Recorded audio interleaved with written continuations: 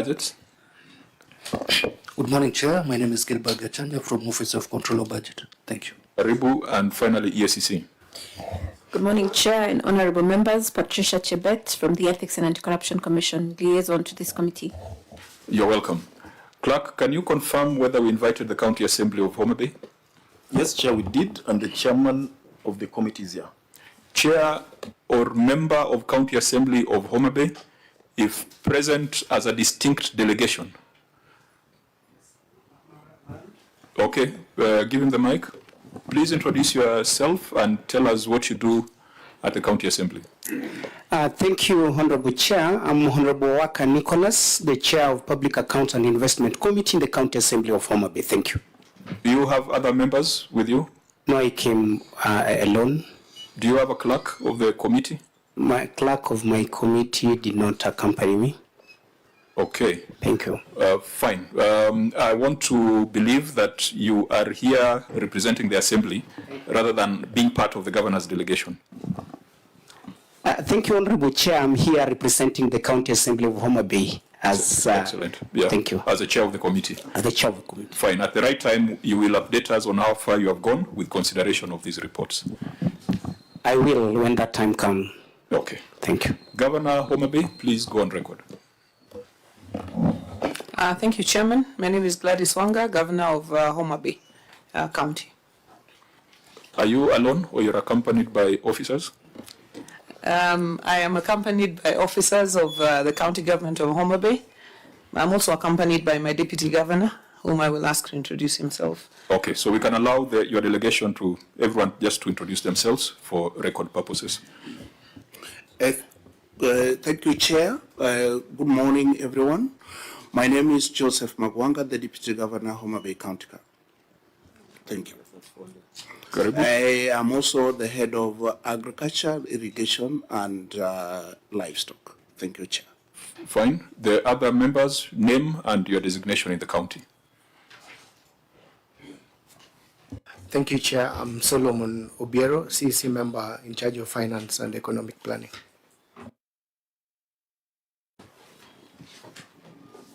Good morning, Chair and Committee. My name is Alfonso Era, Chief Officer for Finance at the County Government of Homa Bay. Good morning, Chair, members. My name is Frederick Orego, County Attorney, Homa Bay. Thank you, Chair. My name is Professor Bernard Mook, the County Secretary.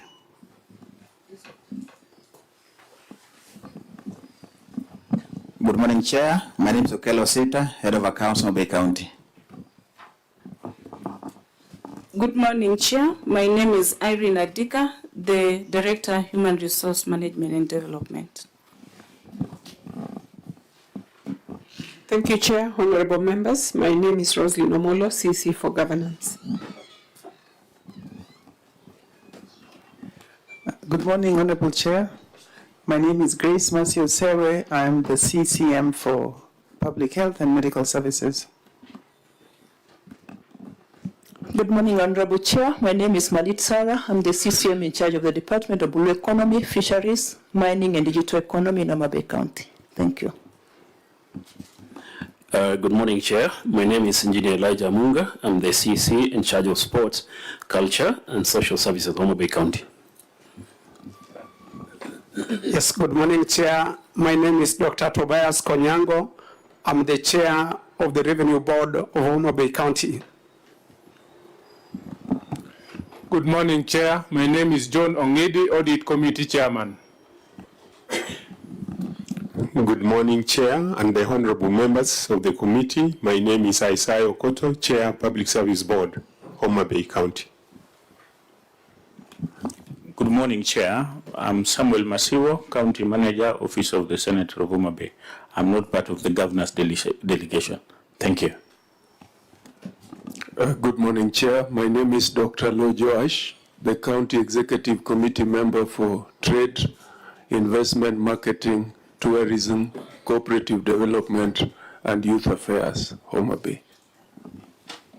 Good morning, Chair. I'm Dr. John Agili.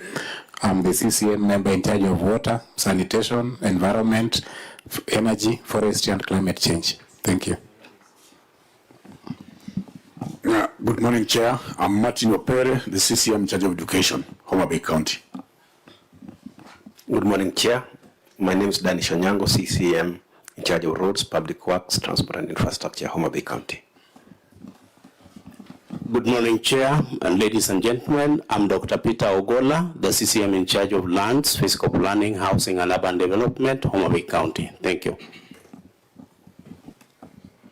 Good morning, Chair. My name is Stephen Muga, Communications Director.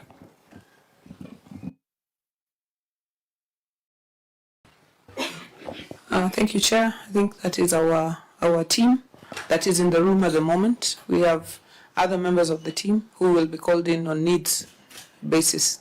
Okay, that's fine. We will, for purposes of managing time, I'm sure my members might want to make some observations about the density of doctors and engineers in the delegation, but that's how Homa Bay is. I think let's proceed to the oathing, then you can make those observations at that point. So the next order will be administration of oath and tabling of documents.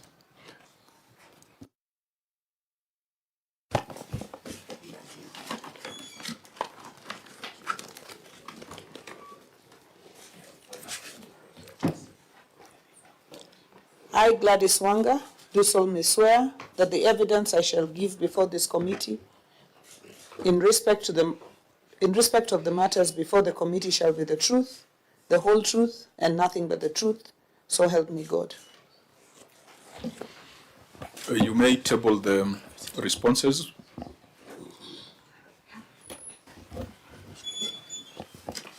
Mr. Chairman, sir, I hereby table the following documents before the committee. Management responses and accompanying annexures for the report of the County Public Accounts Committee on the report of the Auditor General on the audited financial statements for the County Executive of Homa Bay for the financial year 2023-2024, and the management responses and accompanying annexures on the report of the Auditor General on the receiver of revenue for the County Executive of Homa Bay for the financial year 2023-2024.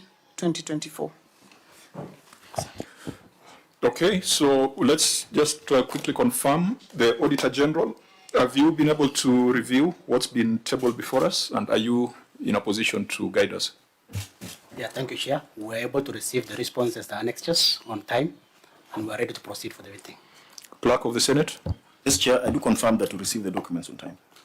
Unless there are preliminary observations, I think then we'll just go straight to the reports that are before us. But before we go to the detailed report of the Auditor General, I think it's important also to just, for purposes of clarity, to reiterate why we are here. We are here to deal with the report of the Auditor General for the financial year 2023-2024. The Senate has made significant strides in being up to date. A year or two back, we used to call you for 3-4-year-old audit reports.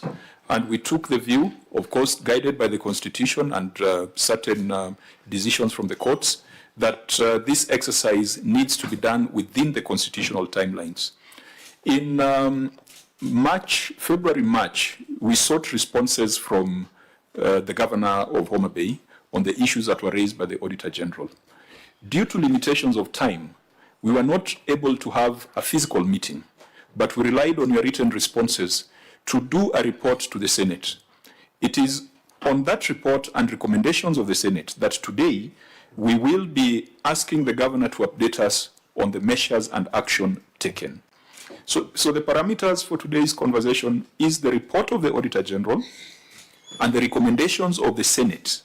Some of those recommendations were for EACC or DCA to take some action, or for the Governor to take some action. That is what we will be probing today. I take judicial notice that there have been conversations, particularly in the county where we come from, with regards to certain topics, some of which might be in this audit report. I have received a memorandum from contractors from Homa Bay County, and I had made it clear to them that they can reach their senator anytime using any media, using the press, using social media platforms. That is okay. But when it comes to addressing the Senate as an institution, then there are certain procedures and formalities that must be followed. And I therefore communicated to the contractors that they could file a formal memorandum or letter to the Senate, and this committee will grant them an audience. And if this committee needs to call the governor to respond to the issues they have raised, this committee will do so. So I want to encourage, be they the contractors, be they the circles and institutions, some of whom have sent petitions to me saying that statutory deductions have not been remitted.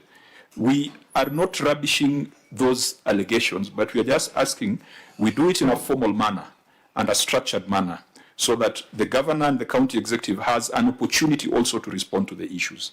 So today we will deal with the report of the Auditor General. The other related issues, if we can't process them here, we can still set another date for a broader conversation with the other stakeholders. In the earlier deliberation in the morning, we have also taken the position that we are more effective when we come to counties. And so in the month of October, or perhaps towards the end of October or early November, we intend to do a county visit to the Western Circuit, where we'll be visiting Nyamira County, we will visit Homa Bay County, and a few other neighboring counties, because some of the issues in this report require physical verification. So you can't discuss Kigoto in Nairobi. You cannot discuss water pan in Karachuonyo in Nairobi. So we will still have that opportunity to come to Homa Bay and engage those various stakeholders. So I just wanted to make that clear and to assure those who had expectations that we'll be discussing in detail issues to do with contractors, that if we do it properly and formally, then the Senate will be seized of the matter, and we will even come to Homa Bay to have that conversation. So with that, we can go to the report of the Auditor General, but I want to ask the County Assembly, first of all, whether they have processed these reports and if there are any recommendations that you may wish to share with the Senate. Chairman, Public Accounts Committee. Thank you, Honorable Chair. I want to confirm to this Honorable Committee that we've processed this particular report. We've engaged with the executive for the purpose of this, and our recommendations were forwarded to the executive for actualization. And I believe, because I've also seen the report they've presented before you this morning, all that we actually indicated to them for the implementation has already been undertaken. And I believe they are captured before you. You will be able also to look at them and advise accordingly based on what we prosecuted within the Assembly. I thank you. Honorable Chair, are you able to share with us your report, the report that you're referring to? That was actually forwarded to your secretariat through the clerk's office. Clerk? Chair, no, we have not received it. Auditor General, have you been involved in that exercise that the Chair is referring to? Chair, we confirm that we have not been involved in that exercise. If there are committee meetings, ideally, they're supposed even to fight the Auditor General in that process. But as far as I'm concerned, I'm not aware about that meeting where they prosecuted this report. Chair, would you like to reframe your response, because it's a very specific one? We are dealing with the reports for 2023-2024 financial year. Yes. Yeah, so maybe you might just want to think through it and let us know if indeed your committee has called members of the executive in a meeting where the Auditor General is present, and you have generated recommendations that have been tabled in the Assembly, adopted, and forwarded to the executive for implementation. That is a process for 2023-2024, leave alone the other years. Honorable Chair, I'm clear in my mind that this particular financial year in question has been processed by the Assembly, and if you give me some few minutes, it will be wired in soft to the Senate Secretariat so that you will be able to see. And I also want to bring to your attention, I really like when the Auditor General disputes we always do a letter to the office, and you see this cannot stop us from proceeding if it is their obligation to send their officer to come and attend our meeting. But this one in particular, we've prosecuted, we've called the executive, and that is why I'm here. In a few moments, you will get to see the report before a conclusion of this meeting. But whether to confirm the position of the Auditor General, I believe if you want to engage me on that, I'm here. Thank you. I think my colleagues could be having views on this, but I don't want us to debate it because the chair said he's going to furnish us with a report. Please get us a report, and parliaments operate in the same way. A report that indicates the date on which it was tabled, yes, the date on which it was adopted by the House, and it would be helpful also the forwarding letter from the clerk of the assembly to the executive. But any process of that nature that does not involve the Auditor General is null and void. Senator Wanga. Chair, very interesting. The chair says he likes it when the auditor disputes. Why do you like it? Thank you, Honorable Chair. Maybe through you, Chair, can I respond to that? Honorable Chair, I don't know what the standing order states, and you see, when the clerk's office writes to the office of the Auditor General, I don't know whether it is incumbent upon us to force them to attend to our meeting, but you see, what the standing order clearly states is that when we write to them, they are supposed to avail themselves and come and... Chair, let me stop you there. Yes. So that we have this conversation once we have seen the report. Thank you. And please, you as a member, you know some of the implications of making statements that are not factual before a committee of parliament. And I am not putting any doubts because you have promised you are going to table the report. It will be very useful. You can quickly tell your clerk to forward it to us because we don't supervise you as a county assembly. Yes. You are the primary overseers. And when we find that an assembly has done a proper job, our work here at the Senate is very simple. We just take your recommendations and ask the governor, why haven't you implemented the recommendations of the county assembly? Thank you. So please get that document quickly. Once we get it, we shall just look at your report and life is going to be easy. I think, members, we can advise the assembly once that report has been tabled. I know we have a lot of views, but we can do it at that point. But let's remember that that report is a report authored by the Auditor General. And so if you're going to consider it, the Auditor General needs to be present. The Auditor General is a prosecutor. It's their case. It is their report. So I'll be very happy to see that report. I'll be very proud to tell my colleagues that Homa Bay County Assembly is ahead of the rest. So let's get back to the governor and deal with the reports of the Auditor General. There are three reports. There was a County Revenue Fund, the Receiver of Revenue, and the County Executive.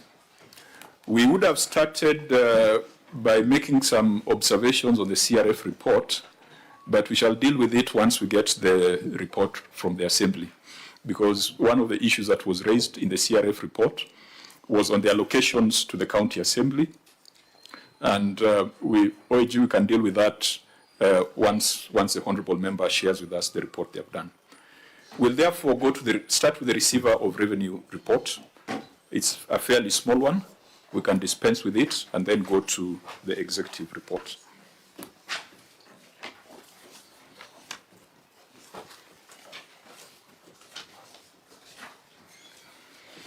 Auditor General, on the ROR, you raised several issues. The Senate made several recommendations. Overall, how many of the Senate recommendations have been implemented? Just give us a dashboard. Yeah, thank you, Chair. There were 18 issues that have been raised. 3 issues has already been addressed, 3 partially addressed, and 2 issues not addressed. You said there were 18 issues. No, 8, sorry, 8 issues. 8 issues. Yeah, sorry.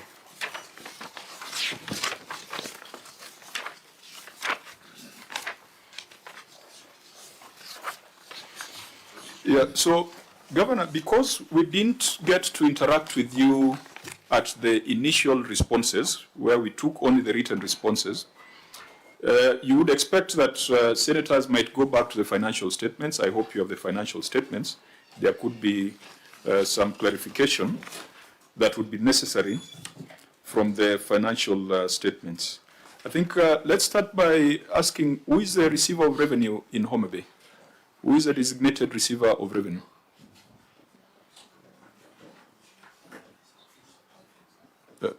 Governor? Thank you. This is Mr. Alfonso Era, the Chief Officer Finance. The Chief Officer Finance. Yes. Then just the presentation of the financial statements, I see two signatories to it. But one is just a signature without a name, without an ISPAC member number. Is this a legitimate certification on the financial statements? And I hope you have furnished the governor with the detailed financial statements. It's extremely important. It's like going to church without a Bible. They're bringing it, Chairman. Yeah.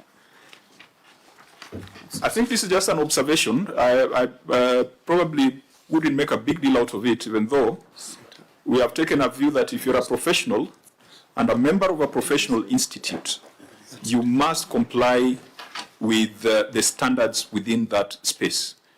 Governor, have you observed the problem? Yes, I've seen this, Chairman. And I think so who's that second signatory, where it's just a... You remember we were together in Okoa, Kenya. We were told that our signatures were not valid.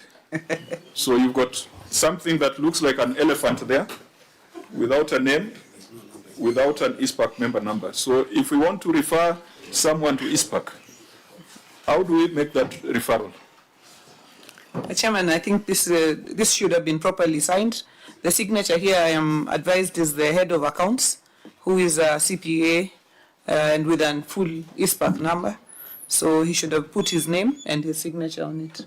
So if you are to, if you have some referrals to make, what is the name, full name of this signatory? It's called Sefania Okelo Sita. And ISPAC member number? He has to put 30278. Be on record.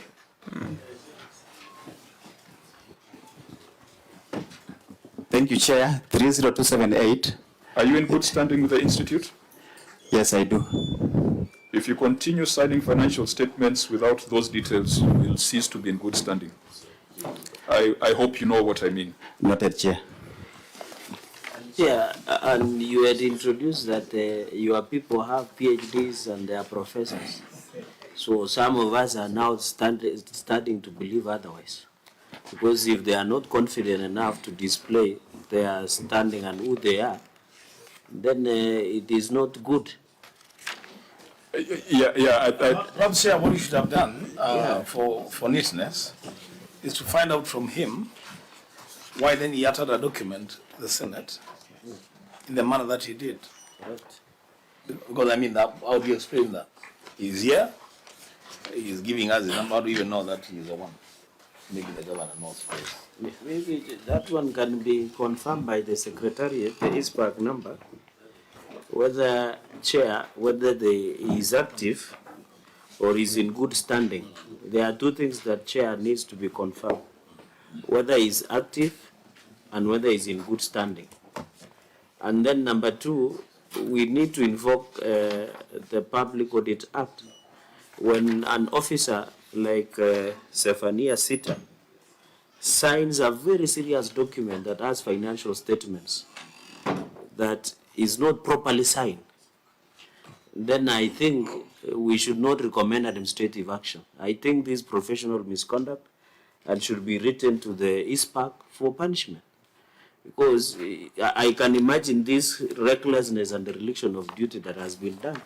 So, Chair, unless Mr. Sefania Sita will tell us something unique that will avert our thinking in terms of signing this documentation, then the Public Audit Act and the necessary ISPAC, he must be punished accordingly. And I think, Chair, you have made ruling where even clerical errors these matters have been referred to the ISPAC. So, Chair, I submit that as the Secretariat check on the ISPAC number of this gentleman, this matter must be taken up by ISPAC and, of course, cited for professional misconduct. I yield, Chair. Could we just go through the report and find out whether there are any other professional malpractices beyond the signatory ones? Then we can consolidate our case to ISPAC. But I think that's an observation that if there was some keenness, the auditor ought to have raised it and it should have been arrested at the management letter level. We expect Homa Bay to do better because the stories of on-source revenue in Homa Bay, what we hear are stories of success. But let's look at the details. So, OAG, why don't we start by looking at the systems environment? I think the governance environment. Governor, I've had someone introduce themselves as a chair of a board. So maybe before we go to the systems, you could just let us know, the governance structure. So you have a receiver of revenue, you've got a board. How is that, how is that structured? And maybe we can pick a lesson or two from there, which you can share with the other governors. Thank you, Chairman. And maybe I'd like to thank you and congratulate the committee for coming up to date, because I know it's not easy. I know the number of hours having sat in PIC it takes to just get to up to date 23-24. So congratulations, Chair, and we are proud that to be associated with you, Chair, as Homa Bay County. But coming to the question of the structure of how we do our revenue collection, so we have our receiver of revenue, who's the Chief Officer for Finance, and we also, in 2023, did pass a Homa Bay County Revenue Board Act, and we constituted a County Revenue Board chaired by Dr. Konyango, who's here with us. And they are the ones overall responsible for collection of revenue, the administration of revenue collection. It is a board of 7 members. There's 7. Yeah, it's a board of 7 members with us, a CEO of the board who is also the director of revenue in the county. So what they do is, apart from running, they're a part-time board, so they run revenue collection, and we convene every second Thursday of the month.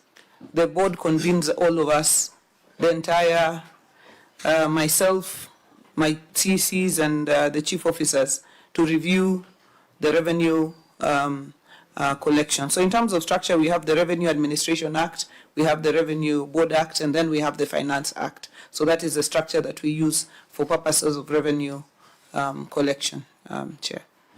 So the receiver of revenue is also a member of that board. It sits in that board. In terms of forecasting for on-source revenue, is that done by the board or that is done by management? This is done by the board in consultation with the management. So it is done by the management in consultation with the board. Because one of the concerns that we had noted earlier is that you had a budget of 2.3 billion on-source revenue. Of course, it was revised along the way, and you achieved 1.2 billion. And the question that we've always had is that, do we overestimate on-source revenue so that we can balance some numbers, especially the fiscal responsibility numbers? What's the science of budgeting 2.3 and achieving 1.2? Yeah.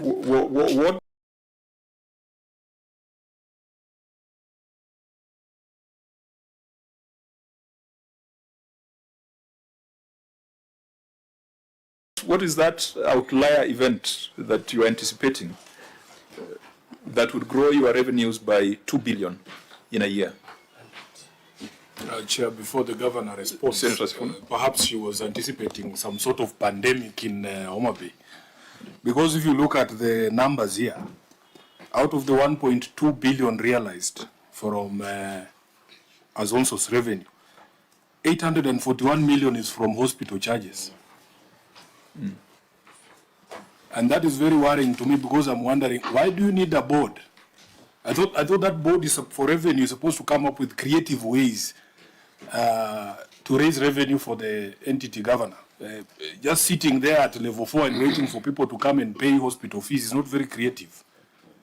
And the people of this country have heard stories about how healthcare is supposed to be free. What happens, Governor, when we achieve true universal healthcare? The entire revenue model for Homa Bay will collapse. You may have noticed that the budget for hospital fees was 1.8 billion. I think that was the original budget, 1.8 billion.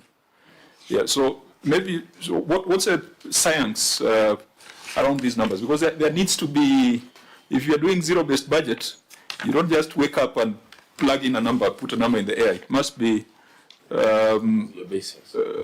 aligned to certain factors. Chair, maybe Senator Chorage, then the governor can answer. I want to agree with Senator Sifuna because, and you know, we have passed Facilities Improvement Act, which now separates the revenue that goes to hospital. And I'm trying to look at the revenue streams of Homa Bay under receiver of revenue. Chair, apart from the revenue that are generated through the hospital, what is, maybe the fiscal analyst can tell us, Chair, what is the revenue potential of Homa Bay? That what is the revenue potential? Of course, as a county of endless potential, what is the revenue?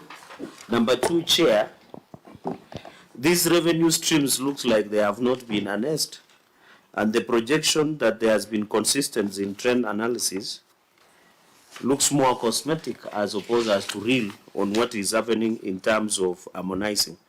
So, Governor, this board seems, apart from just isolate the issue of revenue that is generated by the hospitals, give us what are the total revenue streams and this inconsistency between the financial years that Mr. Alphonse were as analyzed from financial year 2021, 2022, 2023, 2024, and I think up to 2023, 2024.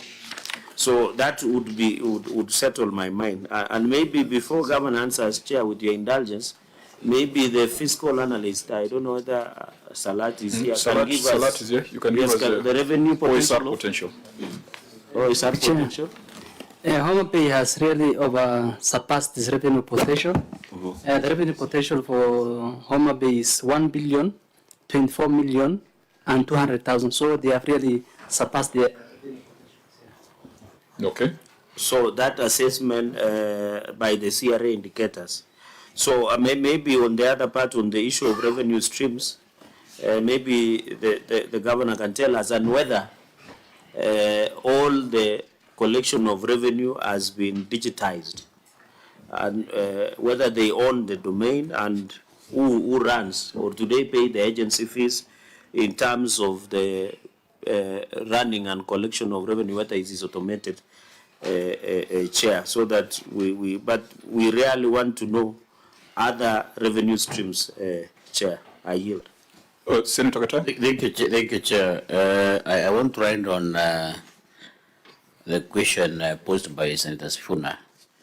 One would be interested to know now that we have a board in place which is supposed to oversee the administration of the revenue and so forth. So away from the area of the sector, which is coming out very significantly, which is collecting around 841 million, we have some other streams like market dues with very true collection. We have beach fee services, very true collection. So what is the success story about this board? Okay. If you delete, if you are not considering area of the sector, I mean, other streams are almost like there's nothing being collected from those other streams. Fine. The question, the last one by Senator Cherargei on systems, because it's a substantive audit issue, we can deal with it by referring to the audit report. But maybe just go back to the issues raised by the senators, and maybe we sound cynical because we are not used to success stories within the public finance space. The PBO is telling us that your revenue potential is 1 billion. You have exceeded it. I mean, it is a kind of, we should be congratulating you, but you need to prove to us those numbers. Your revenue potential is 1 billion, but you had a budget of 2.3 billion. That also brings to doubt the projections from the CRA, because if Homa Bay can project 2.3B and they are doing 1.2B, unless those projections exclude hospital fees, because there is a conversation around hospital fees, whether they should be here, and yet you've got facility improvement financing, which should segregate the numbers. But Governor, you may respond. We are happy to listen to a success story. Thank you very much, Chairman, and I thank the senators for their questions. So Senator Sifuna said if we remove the health sector revenues, will our revenue model collapse? So first I'd like to state that when we came to Homa Bay in 2022-23, our revenue, inclusive of the health sector revenue, was 300, was it 200? Yeah, it was 234 million, which means that... Which financial year is that? That was 2019-20 or 2021-22. 2021-22. So starting from that point, inclusive of the revenue generated from healthcare, we wanted to see how to consolidate our revenue. The revenue... Accuracy, just on accuracy, Yeah. Governor. Yeah. I thought the report has been done by Were. Why don't the Governor quote the exact figure, and it is here. This is on receiver of revenue 21-22. This is your receiver of revenue statements for financial year 20, but you have given analysis of 21-22. How much was it? How much 311,995,474. 21-22. Okay. And then in 22-23 is 859,454,023. And now in 2023-2024 is 1.2 billion 495,830. Thank you. Yeah, but it demonstrates what you're saying. So I think the point I was trying to make there is that inclusive of the healthcare revenue, the revenue was still performing very, very low. So one of the things we had to do within our facilities is to see also how do we consolidate the revenue, because this revenue goes back to provide healthcare to the people. So so in the first place, our revenue improvement plan had to include our health sector revenue, because we felt there was also something going on there that we could work together to improve. And that is why we moved it from the 311 and to 2022-2023. No, 2022-2023. It was 859. So Senator Sifuna, even working within what we have, even in terms of healthcare revenue, there has still been significant improvement, even in that sector alone. And that improvement reflects then on the level of service within the facilities. Then coming to the other revenue streams. If you look at land rates, for example, actual revenues in 2022-2023 was 5.9 million, and then actual revenues in 2023-24 was 8.3 million. That is for land rates as an example. If you look at single business permits, in 2022-2023, there were 61,770,000. If you look at 2023-2024, we moved from 61 million to 99 million. And in 2024-2025, we are at 101 million. So we have, because of the revenue administration measures, including the board, we have had improvement, not just in the health revenue, but in all our revenue streams, because of the order that has been created. Governor, you might be looking at a different document, because mine is 64 million for 2022-2023 for single business permits. Yeah, the report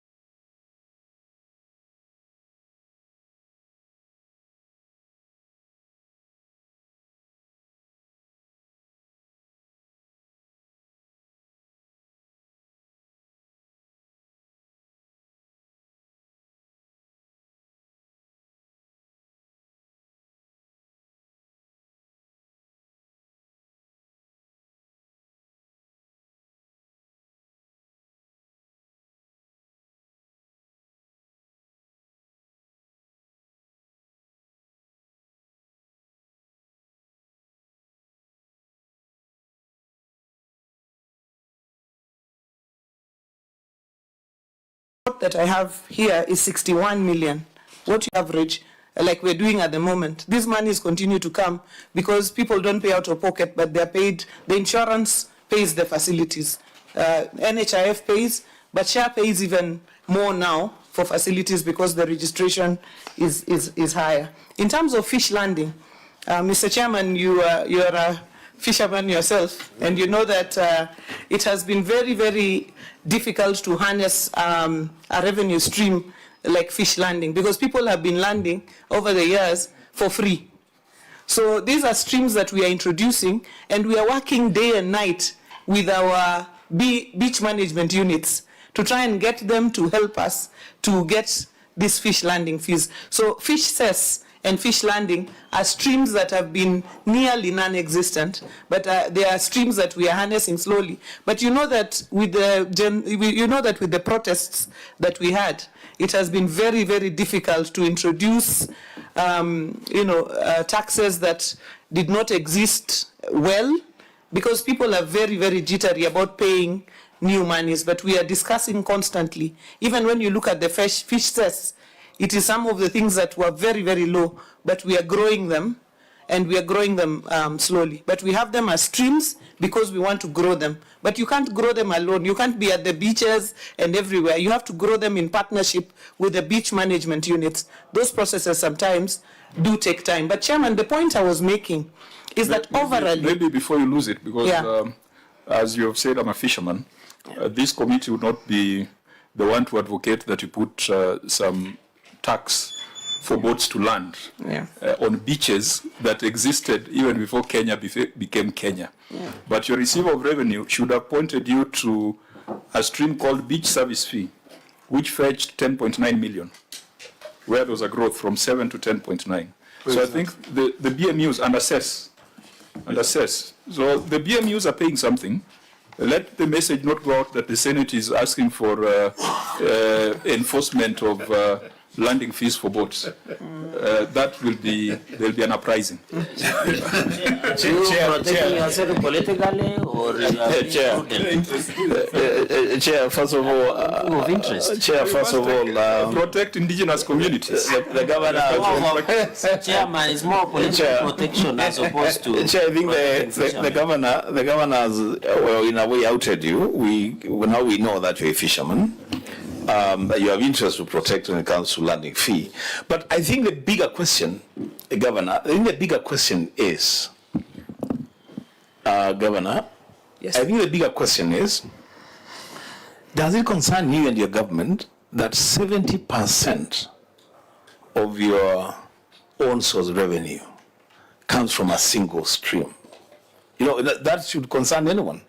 Whether or not that means you introduce fees in landing and whatever you're going to do, it must concern anyone that 70% of an entire county's own source revenue comes from one revenue stream. And are we that sick? That's the problem. Chair, on health, so that she can combine both. Apart from being concerned, you have said it's mostly not out of pocket, but you are getting, Chair, I think 3 days ago or for last week, we were with the ICT committee in Machakos, and they had a pending bill of 500 million from SHA. So what is the success rate? Because as under the arrangement, the wananchi are not supposed to be charged on outpatient. So you have made comparison between the NHIF and SHA.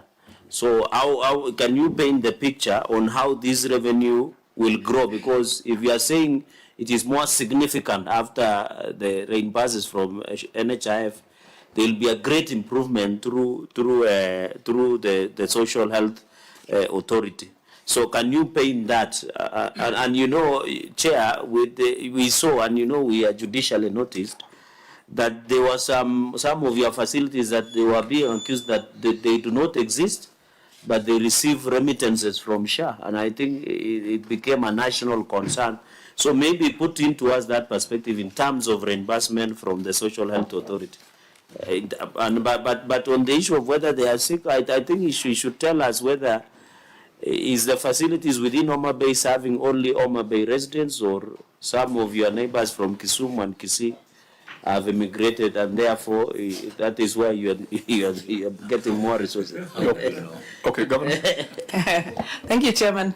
Chairman, I think I just wanted to state that the growth in revenue within health is become as a result of tightening a lot of things within the sector, the health sector, and also putting our eyes as a government on the health sector revenues and making sure that we have no leakages there, and that the facilities are facilitated to be able to make their claims and do everything. And we're also registering. We moved our registrations, for example, from 6% to 19% when we were still in NHIF, and now to 49% when we have moved to SHA. So that has been the push. Are we concerned that 70% of our revenue is from health? Yes. We want to diversify our revenue streams. So we have been working, for example, on our land revenues, digitizing of our land records and linking it up to the revenue system. And that also I would like to answer Senator Cherargei, who asked, do we have a digital system? Do we have all our streams onboarded on the digital system? Yes, we have most of our streams onboarded onto the digital system. Land was one of the later ones, but land in the last couple of months, we have also been able to now link up land. So one of the streams that we are putting all our eyes on in this coming financial year, is the land rates revenues, because these are revenues that are there, and if you go after the owners of the land, then they can be able to pay both the arrears that they hold and also the current revenues. That can be able to push. We have pushed a lot our single business permits. As you saw, we have had quite a bit of growth from about 64 to 101 million within one financial year. That's no mean feat. Remembering that Homa Bay is a rural village county, most of the towns are in the rural areas. To get SBPs to that extent also took a lot of work, digitization, digital invoicing, so that people are able to pay up for the invoices.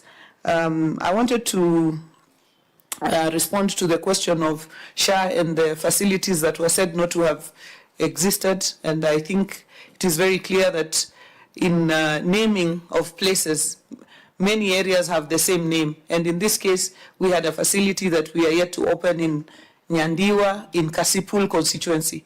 It is a dispensary.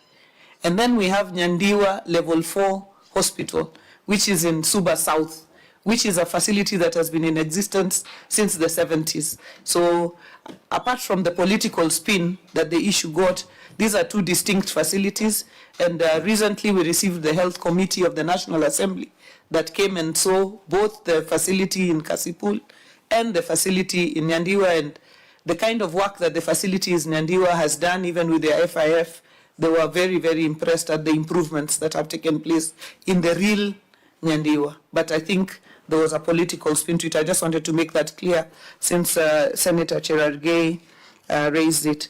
So the question of are we that sick does not really arise. I think people get sick and go to facilities, but the reason for increase of revenue is very, very deliberate.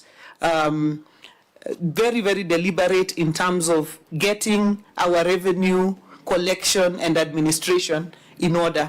And Chairman, there was a question you asked earlier about how do we project, and I wanted the chairman of the Revenue Board, who's also a long-standing, retired from KRA after serving there for over 30 years, to maybe just make a short response of how do we project our revenue and how did we result in an over-projection that fell short. Okay, before that interjection, let's hear from the Vice Chair and Senator Sifuna.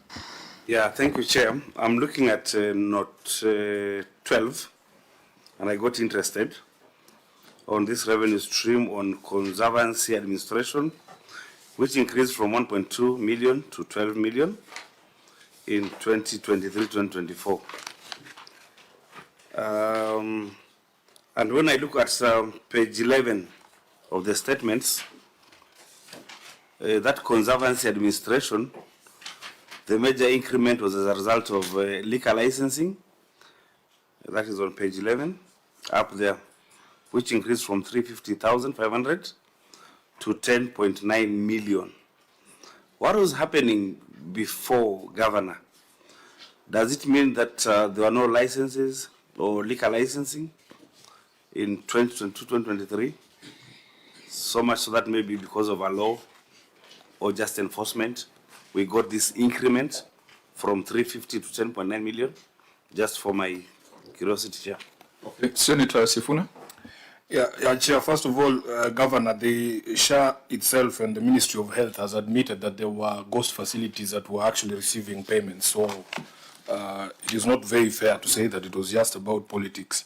The government itself has admitted that there were facilities that were getting payments from SHA that do not exist. There was also a list of facilities that was put out, that was banned. And one of the things the ministry explained is that people are registering names of facilities that are so close to each other.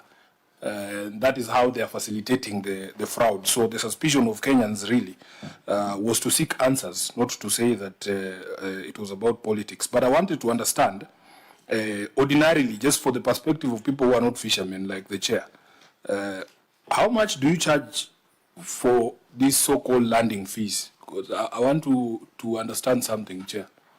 How much is it? Okay, as the Governor responds, I think we, on the efficiencies or inefficiencies of SHA, the person who should be sitting there is Aden Duale. Unless, Governor, you want to defend Duale's issues, just deal with your issues in Homa Bay. To avoid a very broad conversation that will take us to an area where you do not have subject matter expertise. I think what Senator Sifuna said is a fact, and it is not only happening in Homa Bay, it's happening across the country. I think for SHA, let's go back to how your numbers will look like with the introduction of SHA. I think that's an important thing for us to understand from Homa Bay. Chair, you made me forget one other thing. In the disclosures themselves, if you look at note number 8, which covers the hospital fees, Governor, you have attributed the bulk of the money from, in terms of the income for the facilities, to payments from insurance and SHA. Now, you have only disclosed level 4 hospitals. Are you saying these are the only hospitals that are paid by SHA in the county? Do you have any other levels of hospitals? And where is the revenue from those? And I think what we have seen in that kind of disclosure is that you indicate whatever rebates came from NHIF, whatever rebates came from Linda Mama when it used to be there, and whatever was collected from facilities. In this case, you have not provided that breakdown.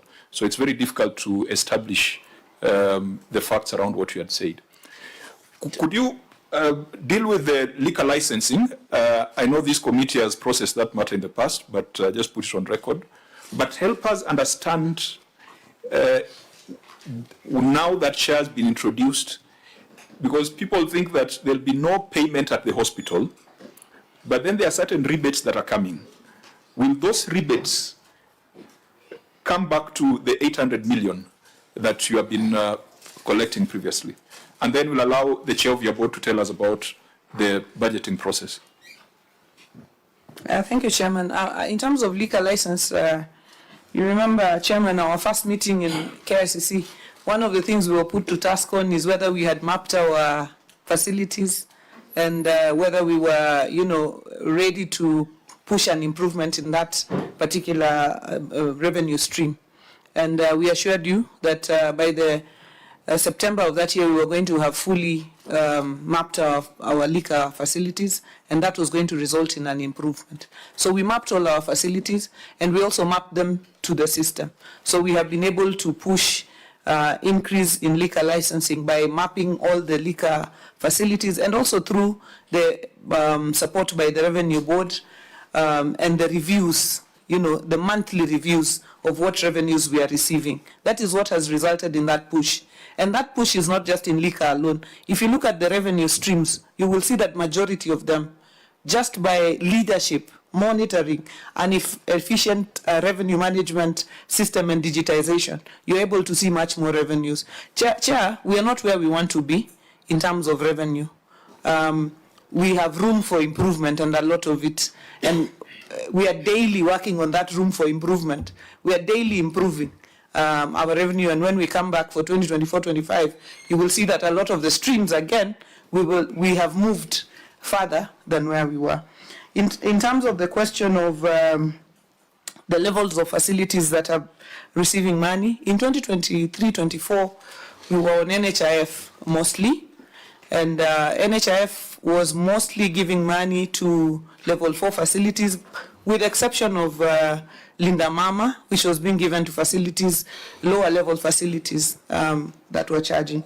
Now, with the SHA, now you have the reimbursement of the primary healthcare fund that is going to lower level facilities, and that's why we are saying lower level facilities are not expecting any money from the public. That is level 2 and 3, because they are getting the primary healthcare fund directly from SHA.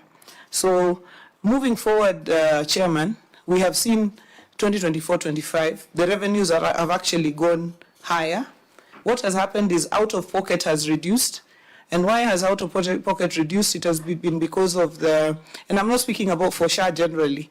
And the reason I also responded to the issue of Nyandiwa was I was responding to the specific Homa Bay question. And even the politics I was referring to was specific Homa Bay politics, not necessarily national politics in that sense.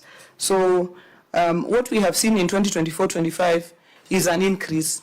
Why? Because, and a reduction of out-of-pocket expenditure, but an increase in the amount of reimbursement.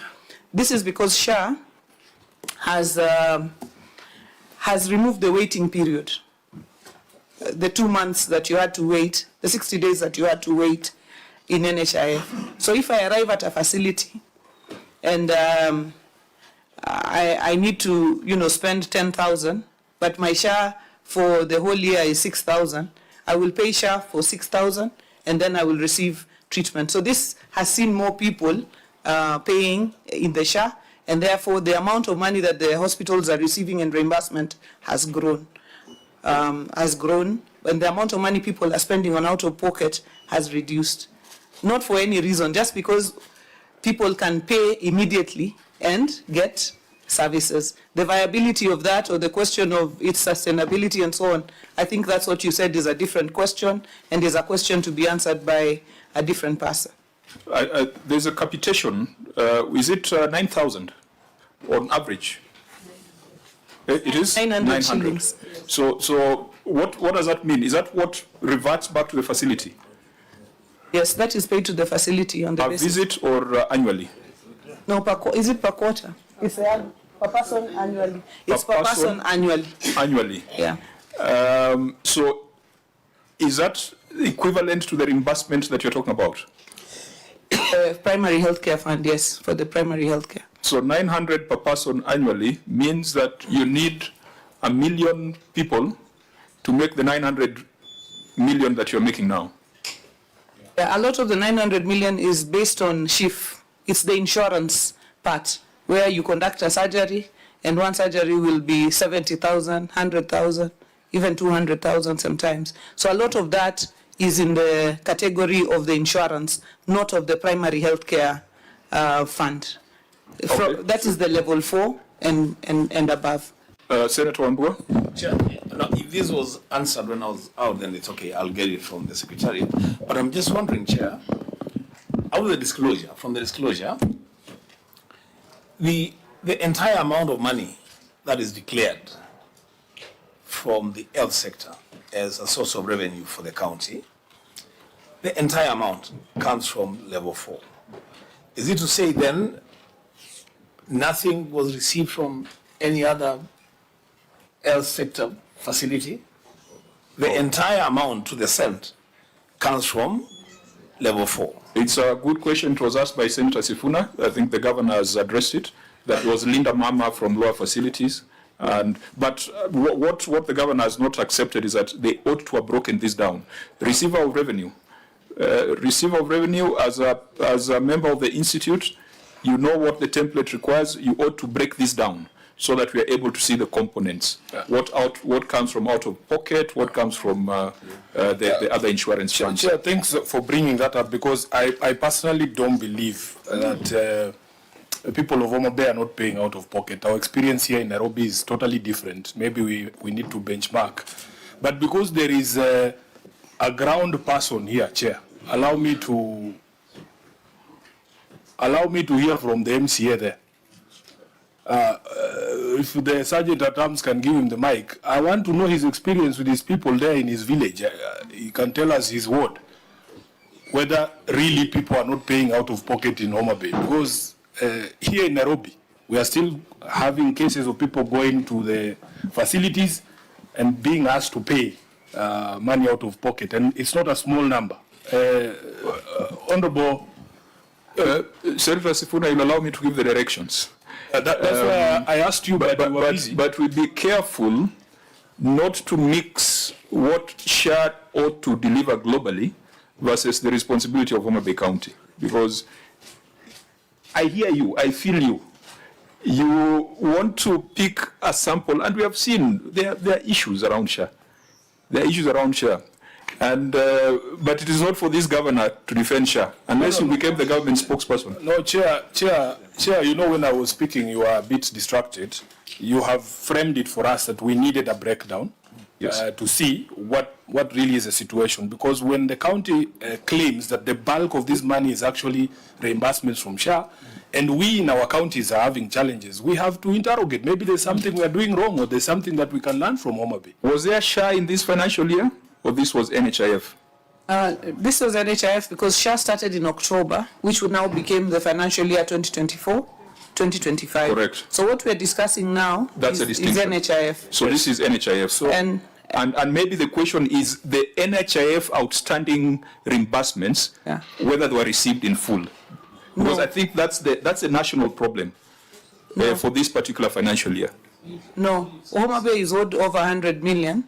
In NHIF claims that were not fully given to us. So ideally, this should have been at least 941 million, if the 100 million had come. If the 100 million had come in, yes. Okay, so members, I'm not defensive. I'm just drawing the line that these are numbers relating to NHIF, and SHA will be in this current financial year. Yeah, there was a discussion that happened prior to this meeting beginning, where we were suggesting that maybe we should let the vice chair chair today's meeting. I am increasingly getting convinced that you need to move to the next chair, because this is your home county and you might have biases that you might not even be aware of yourself. Because we want to learn. We want to learn from what Homa Bay is doing. The rosy picture that has been painted for us really doesn't make any sense, because we have different experiences in our counties. So when I request the MCA, he's here. Let him tell us, his village, the one he represents, is what we are being told the situation that is obtaining on the ground. That is in order. And for the record, my vice chair is also the vice chair of ODM, so that is also not very useful. Can I chair? But chair, I wanted to chair. Okay, order. Let's. I think let's get back to the issues. I wanted to be very clear that a big portion of the money that we are receiving is from insurance. People also pay out of pocket.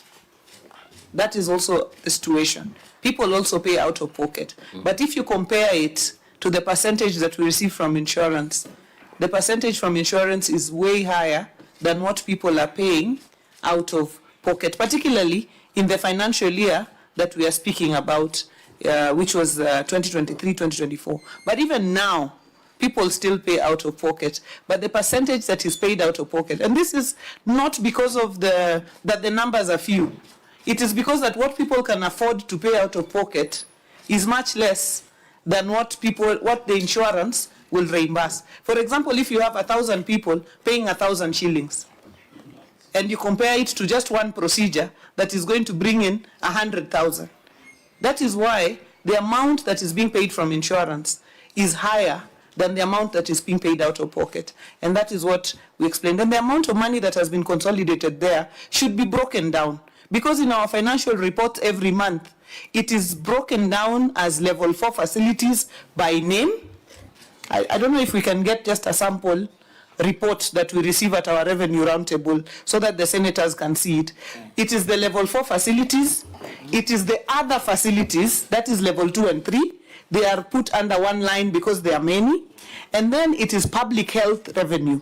And then in that report, there is FIF, and then there is what the insurance is going to pay. There is the money that people are paying from their pocket, and then there is money that is paid over a So, Governor, to help you, statement. going forward, we must demand on that. We must demand for that disclosure. I think that's the reason why this question is arising, because we are used to seeing that breakdown in other county reports. Do you want the MCA to respond first? Or? Yes, he will. But I just make a comment on what she just said. You know, that which she says would have been given to us, if we had it, well, there will be no question. But you see, we don't have it.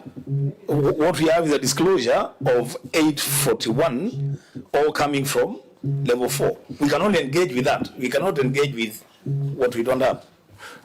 Agreed. Governor, you get the point that that disclosure ought to be there. And if it's available, just circulate it. I think it can help to allay some of the fears that we have. Chairman, we can share a sample of 1 month report as we receive it. We can send it to George. Send it to George. He can circulate to the members. The facilities are listed. Then the level 3 facilities are lower level facilities are listed. Then the public health revenue is listed, and then it is broken down, and it is from all facilities. Okay. The Honorable Wanga, don't make a speech. Just deal with the question raised by Senator Sifuna, even though the governor seems to have touched on it. The question was whether Senator Sifuna just frame it precisely, or Wanga is a politician. He might start singing and making a speech. It's a yes or no. Are your people being asked to pay anything when they go to hospitals? It's that simple. Thank you, Honorable Chair. Because I've been given a conditional question, and you want me to say yes or no, the answer is yes. Thank you. Yeah. And I think the governor, you alluded to it. Yes. So some of the things we are hearing in the political platform might not be factual. When you're told that when hospitali level 1 up to level 4 na usilipe chochote, but kwa ground things could be different. But since this system started in October, I think it is in this forthcoming financial year that we'll be able to get a better view on it. Now, we had said that the chair of the board was to help us to understand the budgeting process, but I want us to deal with a very specific issue on the system first, and then I'll ask the chair to speak after that. Chair, I have queued for some time. Oh, sorry, Senator Cherardi. I think you should not. Because the system question, you're the one who asked. Yes. That's why I wanted you to are respond. doing very well. You should not be intimidated since you are presiding over your county. But just avoid a few biases here and there. Chair, I just want to note number 11, area of county assets. Governor, the area of stadium, park and open spaces, you in 2023-2024, and I want to assume you came into power towards the end of September 2022-2023 after being sworn in. You raised 1,723,726, but in the previous financial year, you did not raise anything. What is the reason? That is page number 10, because I think there is a park called Senator Moses Kajwang. What is the park in Homa Bay? It's called Wenwa or Werwa. What was the name? Do you have a park? The MCA, Waka. No, I think put the question to the governor. No, apart from governor, when was Raila Odinga Stadium complete and become being used by the public? And then number 2, how many park do you have, as in wildlife park or any other? And these open spaces, what do you mean by open spaces? Does it include the what do we call, the auditorium where people are watching Chan matches? Because in the previous year you collected 0, but in the following year you collected 1.7 million. It is your financials. So what is the challenge? Dr. Lelegwe, Senator? Chair, on the same questions on performance. I've noted at note 11, not note 11, but under notes 11 of financial statement says agricultural produce road fee has declined from 24 million to 12 million in 2023-2024 financial year. And fairly, when I look at all your revenue streams, this is clearly an outlier, decreasing your revenue at CES. Under CES on page 8, that's note 1. Yes. 8. Page 8 at the top there, and note 1. There's a decline by 50%. And when you look at your other revenue streams, most of them has registered positive growth. What might be the reason why at 2023-2024, there was a 50% decline on the agricultural produce road fees? Governor, let's deal with these issues very quickly so that we move to the other issues. Thank you, Chair. Chair, in terms of the stadia, and I think Chair Argei has left, but I'll just just respond for the record. The Raila Odinga Stadium was opened in July 2023, 1st July 2023, which means that the year 2022-23, it was not in operation. And when we opened it, then we got some teams that were now playing like Shabana, that gave us the revenue that we raised from the stadium. The other open spaces are like the Governor's Park, and now we have an arboretum and also the amphitheater at the lakefront. We will be able to collect some revenues there for weddings and other things, just activities and events, but not for individual persons using the facilities. In terms of the agricultural produce road fee, a lot of the... The question by Charage was in the 2022-2023, there is zero collection. That is note number 11, page 10 on your ROR. But there were other stadiums. There was no stadium. The stadium was not complete. There was no park, there was nothing. There was no park, animal park, you don't have? No, animal is different, Chair, Senator Cherage.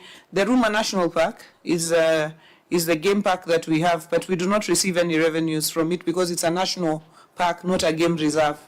So the revenues go directly to Kenya Wildlife Service. So there was no stadium, there was no park, there was no open spaces. That is how much work we have done in the time we have been in office. Okay, Governor, let's proceed a bit faster. The agricultural produce road fee. Here, Ndiwa Sukari, which is the main producer of CES, was closed for a while for repairs, and therefore we lost quite a bit of CES in between. And we also had Kibos that was taking sugarcane from Homa Bay to Kisumu, and they also left during that time. So that is the reason that we had the decline in the agricultural monies. Thank you. Honorable members, I want to request that we look at the systems environment, wrap this up, and then go to the issues in the main executive report. Auditor General, you had an observation on systems environment, and I think you had indicated that there's something that has not been resolved. Very quickly, can you read your findings? As the Auditor General takes us to anomalies in the revenue collection and management system, the issues raised and evaluation role, we'll take note of the responses. This is a matter that should be kept in view because we have looked at the detailed response. So it's something that the auditor will report on in the subsequent audit. But let's deal with anomalies in the revenue collection and management system. Thank you, Chair. Anomalies in the revenue collection and the management system. The county government of Homa Bay procured a craft biller system for revenue collection and management from the local vendor through a contract signed on 26th May 2023. However, audit of the system conducted in October 2024 revealed the following anomalies. One, Error handling had not been hardened. Overly informative errors messages were revealed to users. An attempt to generate receipts returned on error messages with SQL code and revealed that the details of the database and the database management system used by the system. The information revealed that makes the systems an indication that the system vulnerability to attack malicious users and hackers. Could I guide that you go straight to paragraph 7, because that is where the outstanding matter is. Yeah, thank you, Chair, for guidance. Paragraph 7, that's page 6 of the financial statements. A review of the contract between the county government of Homa Bay and the vendor revealed that the contract did not specify the contract period and did not provide for the payments of 5% commission on revenue collected, which is paid to the contractor every month. In addition, the contract price was Kenya shilling 28,289,179, including the VAT, with the payment structured in 3 phases: 30% upon submission of the draft report, 40% upon submission of the unacceptable draft report, and 30% upon submission and approval of the final report. Although no reports were provided for audit verification on the phases of the development of the project, the vendor sent a letter reminding the county government to pay an outstanding invoices, warning that the delay could lead to a service disruption as they will shut down the systems on April 12, 2024. Yeah, in the circumstances, the security, integrity, reliability of the revenue collection and the management system and the value for money of the payments made to the vendor could not be confirmed. Okay, Governor, your response, there are 7 paragraphs there, which we had looked at your response, but if you could narrow down on the paragraph where you are responding to 7, the issue of the 5% commission on revenue collected, which was not supported by the contract. I think that's the outstanding issue in that entire audit finding. Thank you, Chairman. The management would like to state that the contract of automation of revenue collection and management system provides for payment of commission of 5% of revenue collected as indicated in the Appendix C of the contract. The addendum to the contract provides for a contract duration of 5 years that is renewable, subject to performance review, as set out in the service level agreement. The Appendix 6J, contract on automation of revenue collection and management system, and Appendix 6K, addendum to the contract. I'm not sure if I'm following where the governor is reading. Page 9 of 10. Response, this one. Page 9 of 10. Page 9, yes. Yeah, number 7. The appendices are the red annex, one. The red one. I think it's here. The annex, 7 what?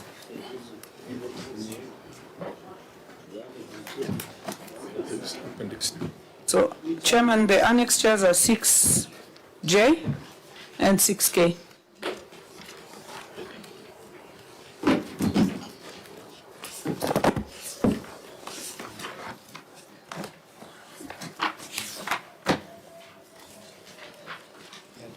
So 6J has the contract on automation of revenue collection and management system and addendum to contract agreement. When was the addendum signed, Governor?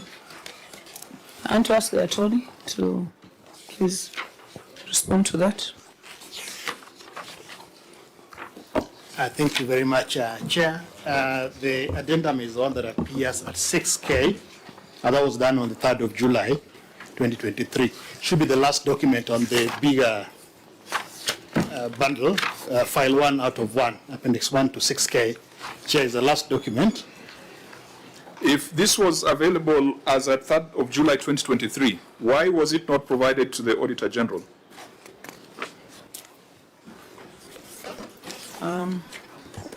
Because this is an observation that was in the management letter, was in the draft certificate, and was in the final certificate.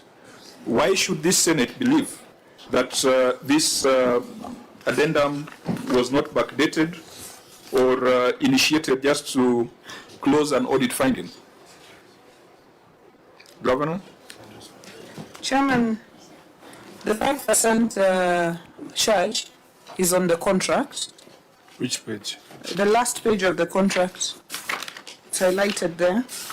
In the addendum or No. in the main contract? In the main contract, It is 6K. which is 6J. 6J. The last pages are ineligible. You can't read them. I think there's a section that is highlighted, Chair. Yeah, it is. You know, Governor, this would be very simple. The auditor raised this and it found its way all the way to the Senate. Where were these contracts when the auditor was asking these questions? Because he says you are paying 5% to a system vendor, but that is not captured anywhere in the contract. And if it was available, I believe that your receiver of revenue would have just furnished the OAG with this information. And the risk we run is now processing information that could be doctored for all that we know. Chair, you know the county attorney is a person that I know personally and have a lot of respect for. I do not doubt his ability as a lawyer. In fact, for full disclosure, he has represented the party that Before he was I ran, or as the before he county? joined the county government of. So I am sure he knows that there are terms that go to the root of a contract, and there would be no excuse for those terms to be left out of the main contract and then subsumed in an addendum. That doesn't make sense to me. Governor, you have said there's a reference to the 5% in the main contract. I'm still struggling. I don't know if my colleagues have the documents are likely unclear. Could you look at the last page of the contract, where there is a table? There's a long table that goes all the way to licenses and permits, disputes. The very last page, Chairman. We are there. I don't know whether members have a better copy, but this is a version I have. Chair, that is why I wanted to move that this document be struck out, because it's not readable. They are not legible. They are not legible. And Chair, from what we know from Oba Bay, it doesn't come out very well, Chair, because nothing is readable, and the county attorney is here. If we cannot read, Governor, how can we assist in interrogating? How are we supposed to read this? Maybe Sifuna can read if he has a better eye. Chair, can I just guide? Yes. You see, you go to the addendum to contract, and you see, because we are all grown-ups here, we can agree when mistakes have been made and corrected. If you go to the addendum, which is 6K, Honorable Chair, 6K, the addendum to contract agreement has recitals. Those recitals, I believe, are laying a historical foundation for the addendum. And it acknowledges that at the time of execution of the contract agreement, the parties were yet to agree on the contract period. This is 6K. That is page 2. The second last page whereas. 2 on 1, 2, 3, 4, paragraph that appears at number 5 there, paragraph 5. Not the ones, the whereas, the recitals. Yeah. It says, at the time of execution of the contract agreement, the parties were yet to agree on the contract period and therefore did not provide, therefore, in the special conditions of contract. Yes. You are acknowledging that such a fundamental issue as the time of or the contract duration was not agreed upon. And then you go to say that this addendum is necessitating the provisions that follow there, including the contract period and the other terms there. So you can say it was an oversight in the initial contract, or it had not been agreed as your document itself is saying. Chair, the point I was making, Chair, was that the 5% commission was part of the original contract. What was not contained, what is contained in the addendum is the period of the contract. But Governor, we can't see it. Okay. Chairman, can I be allowed to provide this clear copy of the contract? You see, the challenge is this, Governor. We are not this auditor was in Homa Bay. Yes. And asked that question and captured it in the management letter and captured it in the draft certificate. It was not responded to. What is a justification that today in Nairobi it is being responded to, and yet it wasn't done during that audit period? And I think that's why part of our recommendation was administrative action on the officers who failed to provide the documentation on time, in the event that the documentation existed. Was there any administrative action taken? Chair, and in addition, to be fair to us as your members, we are not reading anything. So even if the governor refers until cows come home on the aspects of the contract, we can't read. And a number of us are legal experts, Chair, and we really wanted to get into the substratum of the issue. So how will we assist the Chair, to be fair? Yeah, Chair, finally, yes. For the benefit of the people of Homa Bay, I think the most critical thing is the cost that the people of Homa Bay are incurring. Governor, I cannot believe personally that such an important matter would not be contained in the document itself in a more prominent manner. Because anything, even if you are buying mandazi, the first thing you ask is how much is this thing? And the contract has to provide for it. So it is unbelievable. And as I said, I have a lot of respect for your county attorney. If mistakes were made, we can just own up and say there were mistakes. But Chair, this is more than a mistake, eh? Because are you saying, through the Chair, Governor, are you saying that the 5% is provided for on the last page of? Yes, the 5% is provided for on this contract where it says summary of costs. And Chairman, if you allow me, I would like to table a clear, I would like to apologize for the document not being clear, and I would like to table, Chairman, if you agree for your purpose, a clearer version of the contract document.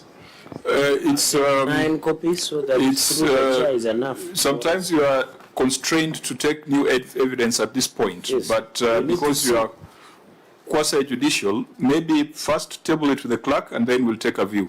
But you see the point. Does it mean we don't interrogate that aspect? Because no, we definitely would, because in line with Senator Sifuna's query, the first page of the contract agreement talks about the 28 million. Correct.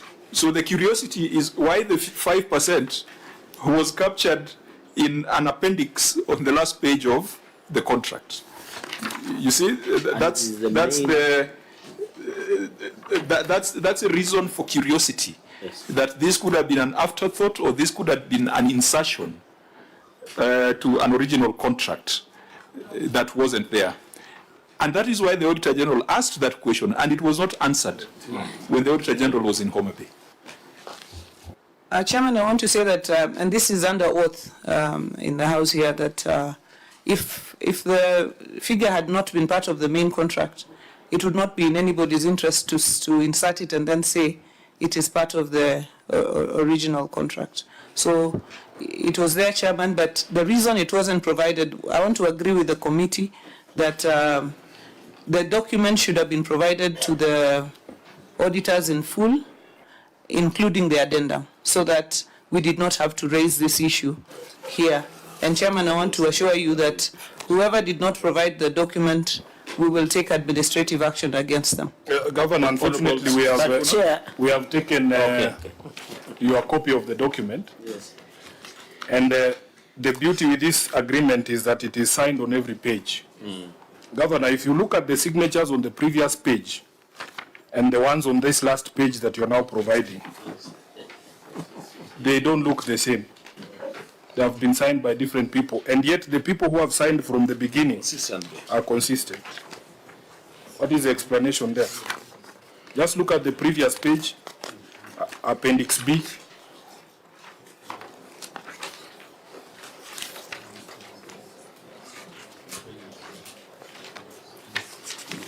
The document, the page you are looking at is the Appendix C, Summary of Costs. Just flip one page back to Appendix B and look at the signatures down there. Go back as many pages as you want.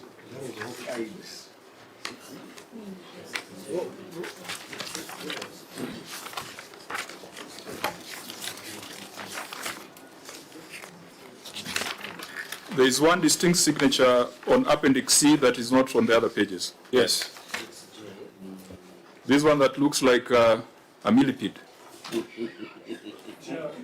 I can see you're still traumatized from the BBI days, yes. But no, that was Okoa Kenya. Okoa Kenya. Oh. Yeah. Governor, would you quickly respond to that? I think it's a valid observation. I want to ask the attorney to respond to that.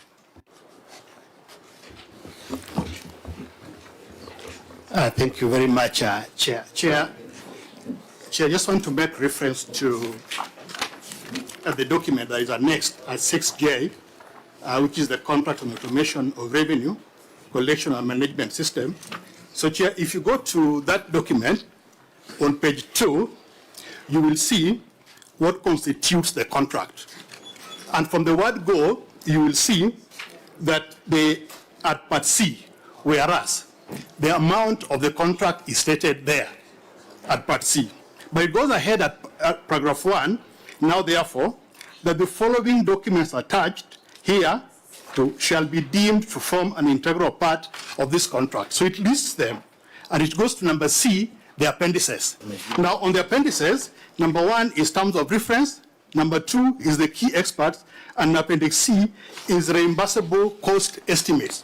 So appendix A, B, and C constitute part of this contract. Now, what Her Excellency is referring to, and where there is a 5%, is appendix C.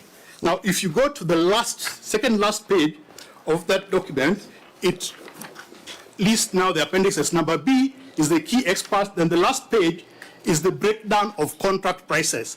Now, it lists the amount of money, and at paragraph 3, maybe it is just because it's not clear, it says the transaction fee, and on the right side of the column, it says 5%. So these appendices were part of the original contract. So that there is no confusion, Chair, the last document, the one that is dated 3rd of July, the appendix, the addendum to contract, the addendum to contract is specific to the term. Chair, if you look at we are with you on the same page. We are with you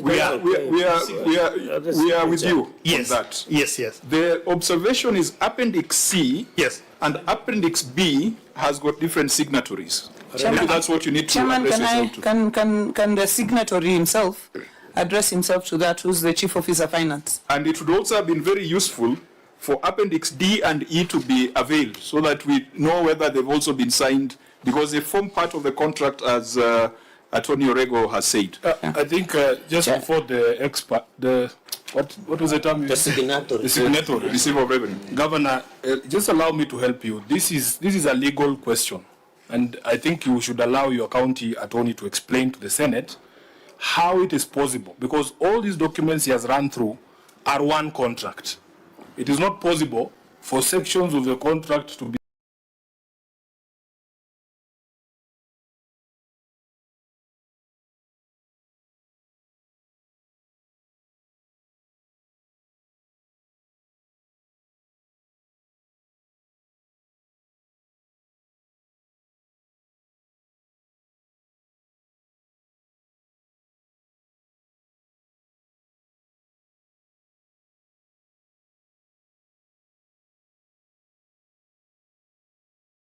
designed by Wambua, then thank you, Chair and the committee. My name is Alphonse Wera, Chief Officer Finance and the Receiver of Revenue. That is my signature, and I gave the one which is... on the new document or the new one? The new signature. The one that Senator described. It's not new. If we start from the first page of the contract... No. Chair? Where is it on Appendix B? I'll refer to where it is. Where is it on Appendix B? Appendix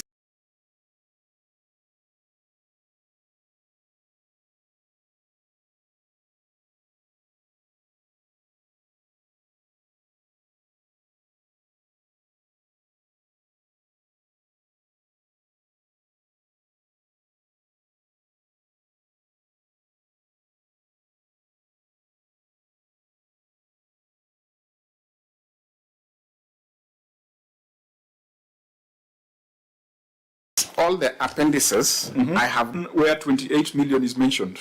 Sorry? The first page of the contract agreement, where there is 21 million mentioned. 28.289 million.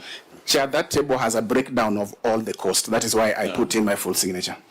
Honorable members, does that make sense? Can I ask, the other pages you're saying you also initialed? No, all the other pages have initials on the...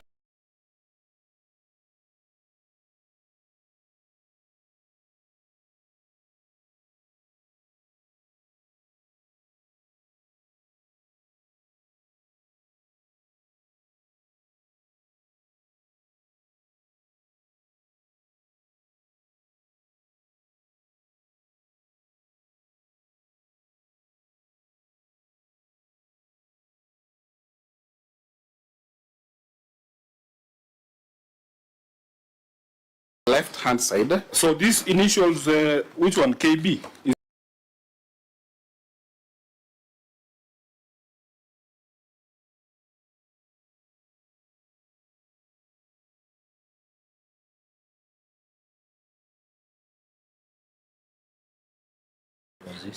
I've signed the page.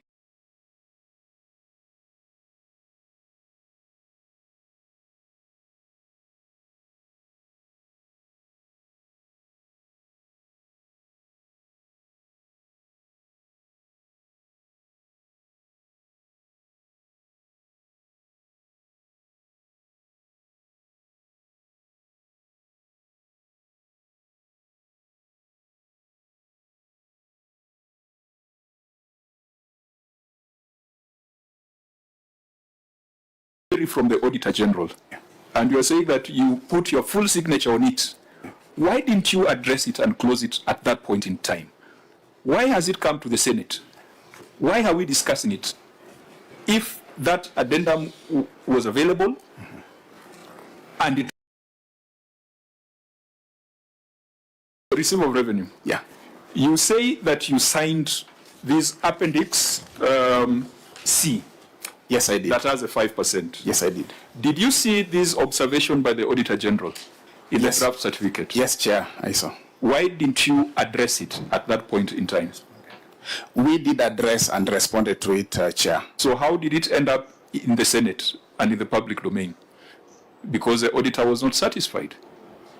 Perhaps for the reasons that the committee is presenting now. So, honourable members, Chair, perhaps you need to perhaps you need to provide context for why members grow suspicious of such presentation before the Senate. There has been a case of a county entity that came here with receipts. You remember, Chair? Yes. And from just a casual observation, you could tell that these documents had just been manufactured to answer or respond to the audit query. And that's why the chair is saying these auditors, because again, I repeat, I'm also audited. Governor, you know, I'm also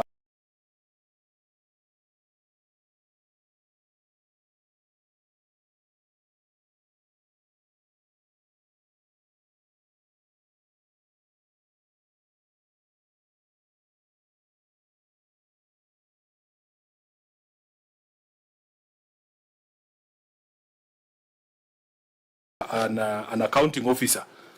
There is no way the auditor can ask the Honorable Kawino to produce a document, then he refuses to produce, and then he shows up with the document at the Senate.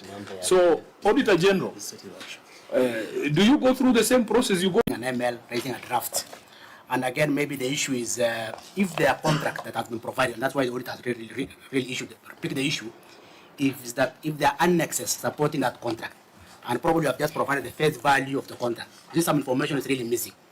So at the point of maybe the ML issuance or even at the exit meeting, if there are annexes or maybe even the addendum that post the changes of some of the contract terms, then at that point could be provided for us to address the issue. Senator Cherargei, and then ROR, you'll tell us this 5%, let's put it in context. How much money is it annually so that we know what we are dealing with? Senator Cherargei. Yeah, I can see one of the residents of Homa Bay is calling me. I don't know why. Chair, maybe I've known the mischief. I've known the mischief why the governor has provided not readable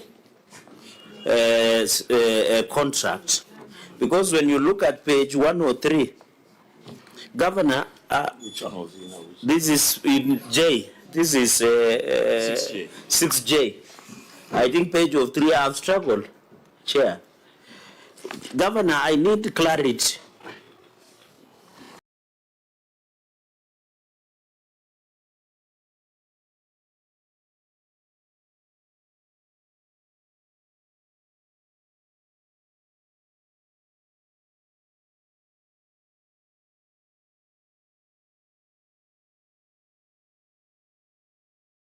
And of course, you have said you will take administrative action for somebody who one, you are using pounds unless maybe the governor will tell us whether this company is local, or is it a UK-based company, or is it domain is here in Kenya? Because if the contract sum was 28 million, then professional liability insurance with a minimum coverage of that is between 500,000 to 1 million pounds. Why was the inconsistency? What was the wisdom in the drafting of, and we have had the stories of the signatory, which does not look believable, Chair. What was this inconsistency? And by the way, Governor, can you provide us who are the people who signed, apart from one signatory, who signed and negotiated this contract? Because there is a process of contract, and why the difference between pounds and shillings? This is very unique, Chair. Governor? And this is a problem of not providing documentation at the time of audit, because once it comes to the Senate, it's in the public domain, and we have all the rights to ask questions.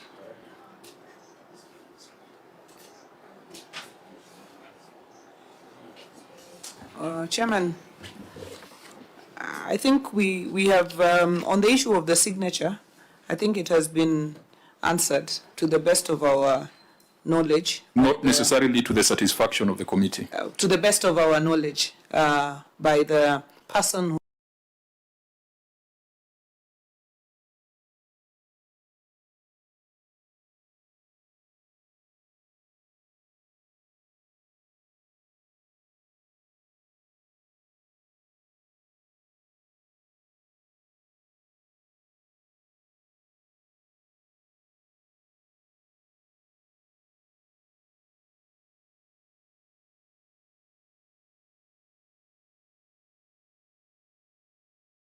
signed the contract, and Chairman, or the percentage of money was part of that original contract. And I do this, Chairman, in good faith and under oath. I want to ask the attorney to respond to the figures that have been provided, the provisional liability figures that have been provided in pounds. Thank you very much, Chair. In respect of paragraph 24.1, the insurance coverage again, pounds. It's actually in dollars. It's in dollars. It's actually 1 million. We are struggling, Wakili, with all what you have brought before us. They are not legible. And we are not superhuman. The figure is $500,000, and in one period a maximum of $1 million. Those are the figures. These are the terms. Ordinarily, these are provided for by insurance companies.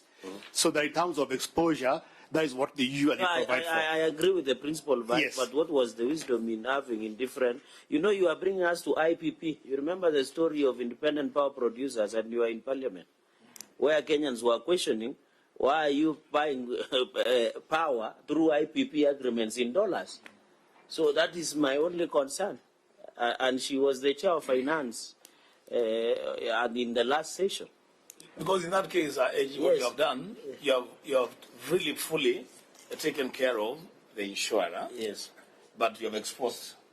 And the changes in terms of currency will keep changing every minute, even if you go to NSC. And I should believe that if we are worried about the currency, this actually protects the county more, because the dollar ideally will be more stable than the shilling looking at past rates. So in terms of cover, Wakili, the shilling has been stable at 120, 130 for the last. yes, so but the point is noted. When we are doing our next set, I think we'll put in shillings. But the problem usually with these documents is that sometimes standard documents that are used from PPA, yes. PPOA, but the point I think is well taken. But the intention was to prevent and protect the county government from losses. Were you there when this contract was negotiated and executed? No, I addendum. I did the addendum. Then there is an inconsistency that the governor said.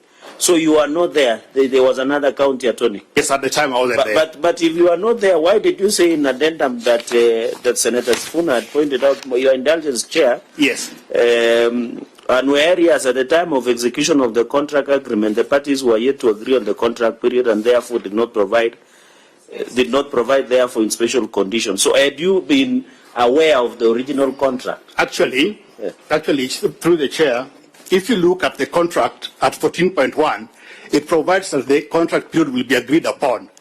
Now, when the contract was signed at the time, that was not done. So you will see that in the addendum, that now that is executed by me because now I had joined in July of 2023. It now provides for what should have been put in 14.1 under the special conditions. So we are provided now for the period of the contract. That is actually the basis of the addendum. In 24.1, it says... 14.1. I'm talking about 24.1 on the insurance cover. Yes. It says at any one period of insurance. So what did that mean? Yes, so because 2028? Yeah, no, because this is a multiple year contract every financial year. So because you take a cover each and every year for the that is what it refers to. So why did you indicate that it's 12 months or you use the financial year? It's one financial year. Every insurance but premium. You have said one period, and the interpretation of one period and one financial year are 2 worlds apart to a kill it. It's one insurance period. Can you take an oath? Because now, Chair, the Wakil is trying to be clever by half. I think we'll take a view. There's been, I think there's some inconsistencies that as a committee we must apply our minds to. And this is a self-inflicted problem, Governor, because you didn't need to come with these contracts to the Senate if you would have provided them to the Auditor General. And it is inviting more questions, which puts a lot of doubt on the contractual agreement here. To allow Senator Cherargei to close, and then we quantify what this 5% is. I mean, how much has it been on an annual basis? This arrangement of automation of on-source revenue in Homa Bay, I'm not comfortable. It looks like the people of Homa Bay have been ripped off. So I request that we step down this question, we assess as the committee to see if there was value in terms of this use of this system and this contract. Because we need even to invite the company. Because in the observation of the OAG, there was supposed to be interruption of services at some point. So we need to know what was, we have seen the agreement, not legible, but we need to study this contract. Because to me, there is a lot of inconsistency between the original contract and the addendum. And the fact that there is difference in currency, there is the issue of agency fees, or is it commission fee of 5%? Can we look as a committee internally on the inconsistencies of this contract to ensure there is a benefit to the people of I think you are giving a way forward, which we can give once we have heard. How much is this 5% that you've been paying? How much is it? Because we don't have a picture on how many streams run through this system and how much you are collecting annually through this system, so that we contextualize the size of the problem.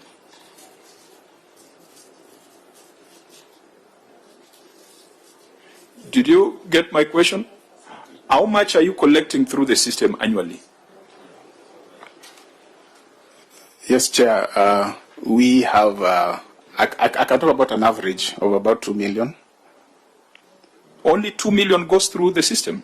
No, I'm saying that this 5%, because we collect... No, start with what you collect. We collect between, depending on the month, we collect between 16 million to 34 million. That is off, annually? That is off medical income. FIF, the bigger portion of our income is not part of what is considered because it is not being collected using this system. So we are other income outside the public health and medical service income, which ranges between 16 million to around 36 or so million. And in a month where we are collecting the SBP, the single business part, it can go up to 60 million. So averagely it's around 2 million over the regular period of collection. That is per month. CEO, you know you are giving too much information, which is going to land you into problems. Chairman, just tell us in a year, Chairman, how much passes through the system. Yeah. Is this 5% monthly or this is annual? It's monthly. It is monthly. Chairman, it is 5% on the monies that we raise.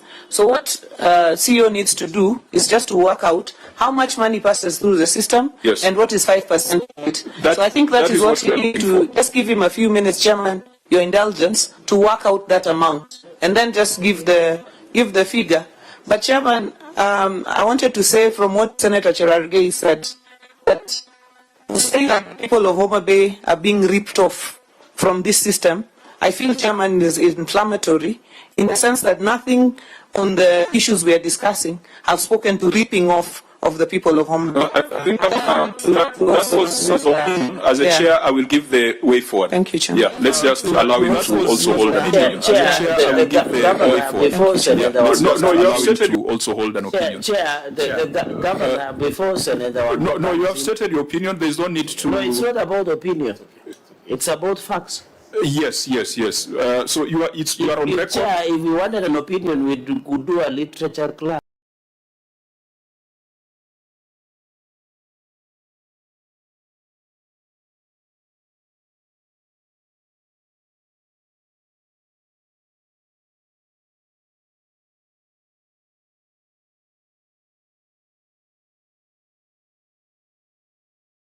On this contract, because Chair, if you realize, it's like we are carrying out the audit here. We are doing the audit here. They are calculating the figures here.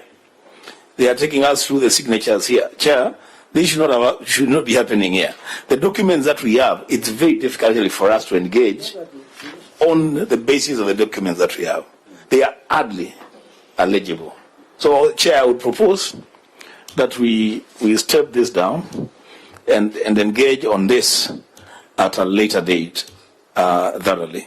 As to whether there are reports or not, Cherargei is only accountable to his own statements. Thank you. Yeah, no, I mean, he has a right to express himself, whether it's facts or opinion. ROR, you have the number, or we can proceed and we come back to this later? Well, if you are struggling, then what we'll do, this is a matter that will then, there are two elements to it. Keeping it in Chairman, view. he has a figure. Okay, proceed.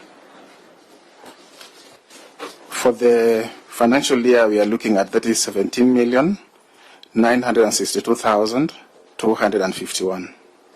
That was 23-24 for that financial year? Yeah.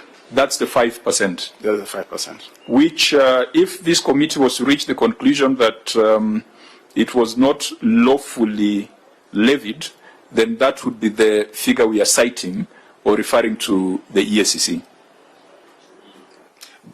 That is the calculated figure. Okay, honourable members, let's. I've had two requests that we stand down this particular matter. We will consult with the Auditor General on this, and perhaps internally, so that we consider which direction we are giving this, because we started with the documents that were not legible. We started with an auditor who had been in the county for several months and was not provided with these documents.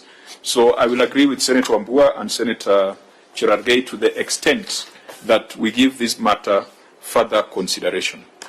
Now, there are a few other issues in the ROR where we will take the written responses. I think a substantive matter was on the valuation role. We have taken note of your response, particularly the legislative changes at the national level that have posed a challenge to county governments. I think it's also a matter that we shall keep in view. I want to, for purposes of time, request that we go to the report on the executive.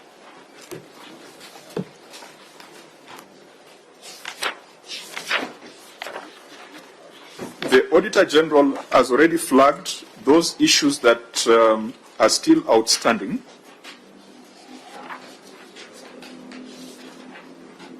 And on the report of the executive, we will start with pending accounts payable.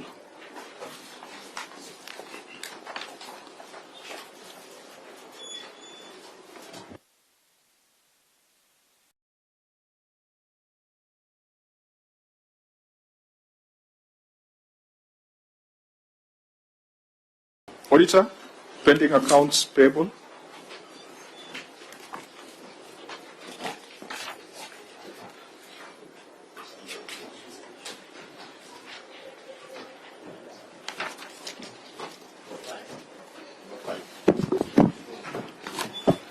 Yeah, thank you, Chair. Pending accounts payable, note 19.1, and other important disclosure and Annex 3 to the financial statements reflect the pending accounts payable totaling to Kenya shilling 955,548,525 in respect to the accounts payable brought forward through the year 2022-2023.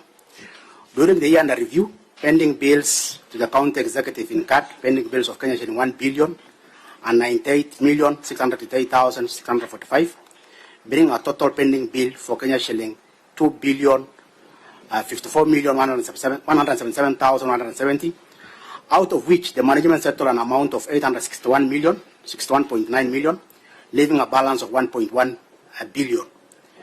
This is indicative of the county government failure to settle the pending bills as first charge to the budget, contrary to the requirement of the Regulation 41 of the County Public Finance Management Act, County Government Regulation 2015.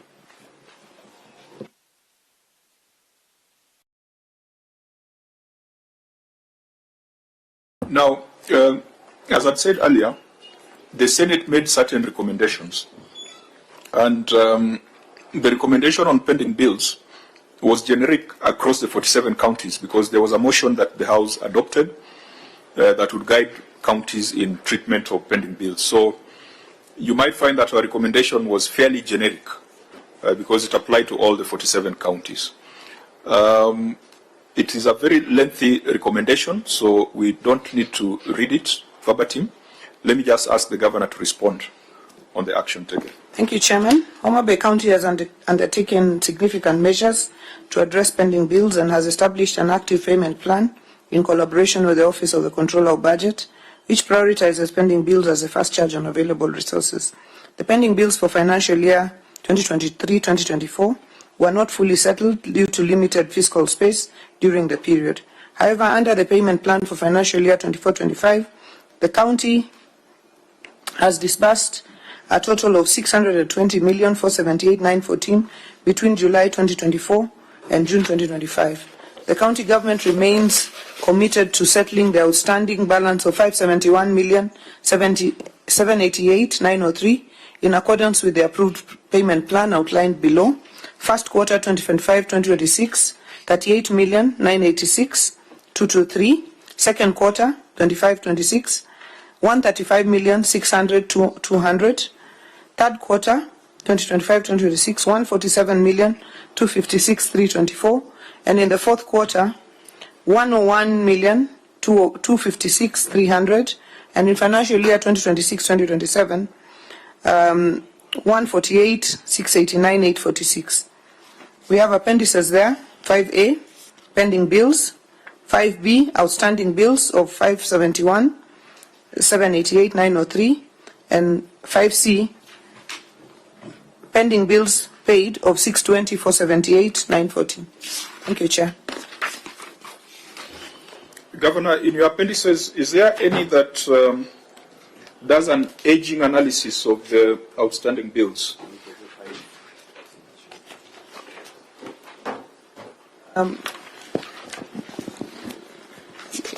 The month and year in which they were incurred is showed on the first column. Where do we get that? Is that which appendix? So 5B or 5A, the first column. 5B has an aging has an aging analysis, 1 to 2 years, 2 to 3 years, and over 3 years. 5C. So 5A is a payment plan. That is a list of pending bills. 5A. But the header there is pending bills payment plan. Yeah. So it's a payment plan. It's a payment plan. It's a list and a plan. Then 5B is what is outstanding after paying what is in 5A. Yes, 571, 788. Okay. So of this outstanding pending bill list, just want to see the aging. Is there a way of telling the age of whatever remains of the 571 million? Yes. Or there's a date of the LPO, LSO contract number. There is a summary on the first page that shows those that are under 1 year, 1 to 2 years, 2 to 3 years, and over 3 years.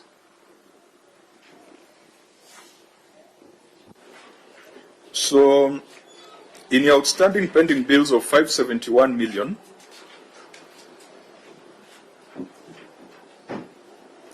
only 1% is over 3 years. 7.8 million. That's 1%. Those are the eligible bills, not the ones that are claimed. The ones that are claimed are many, but the ones that were tasked as eligible. So you have another list of ineligible pending bills.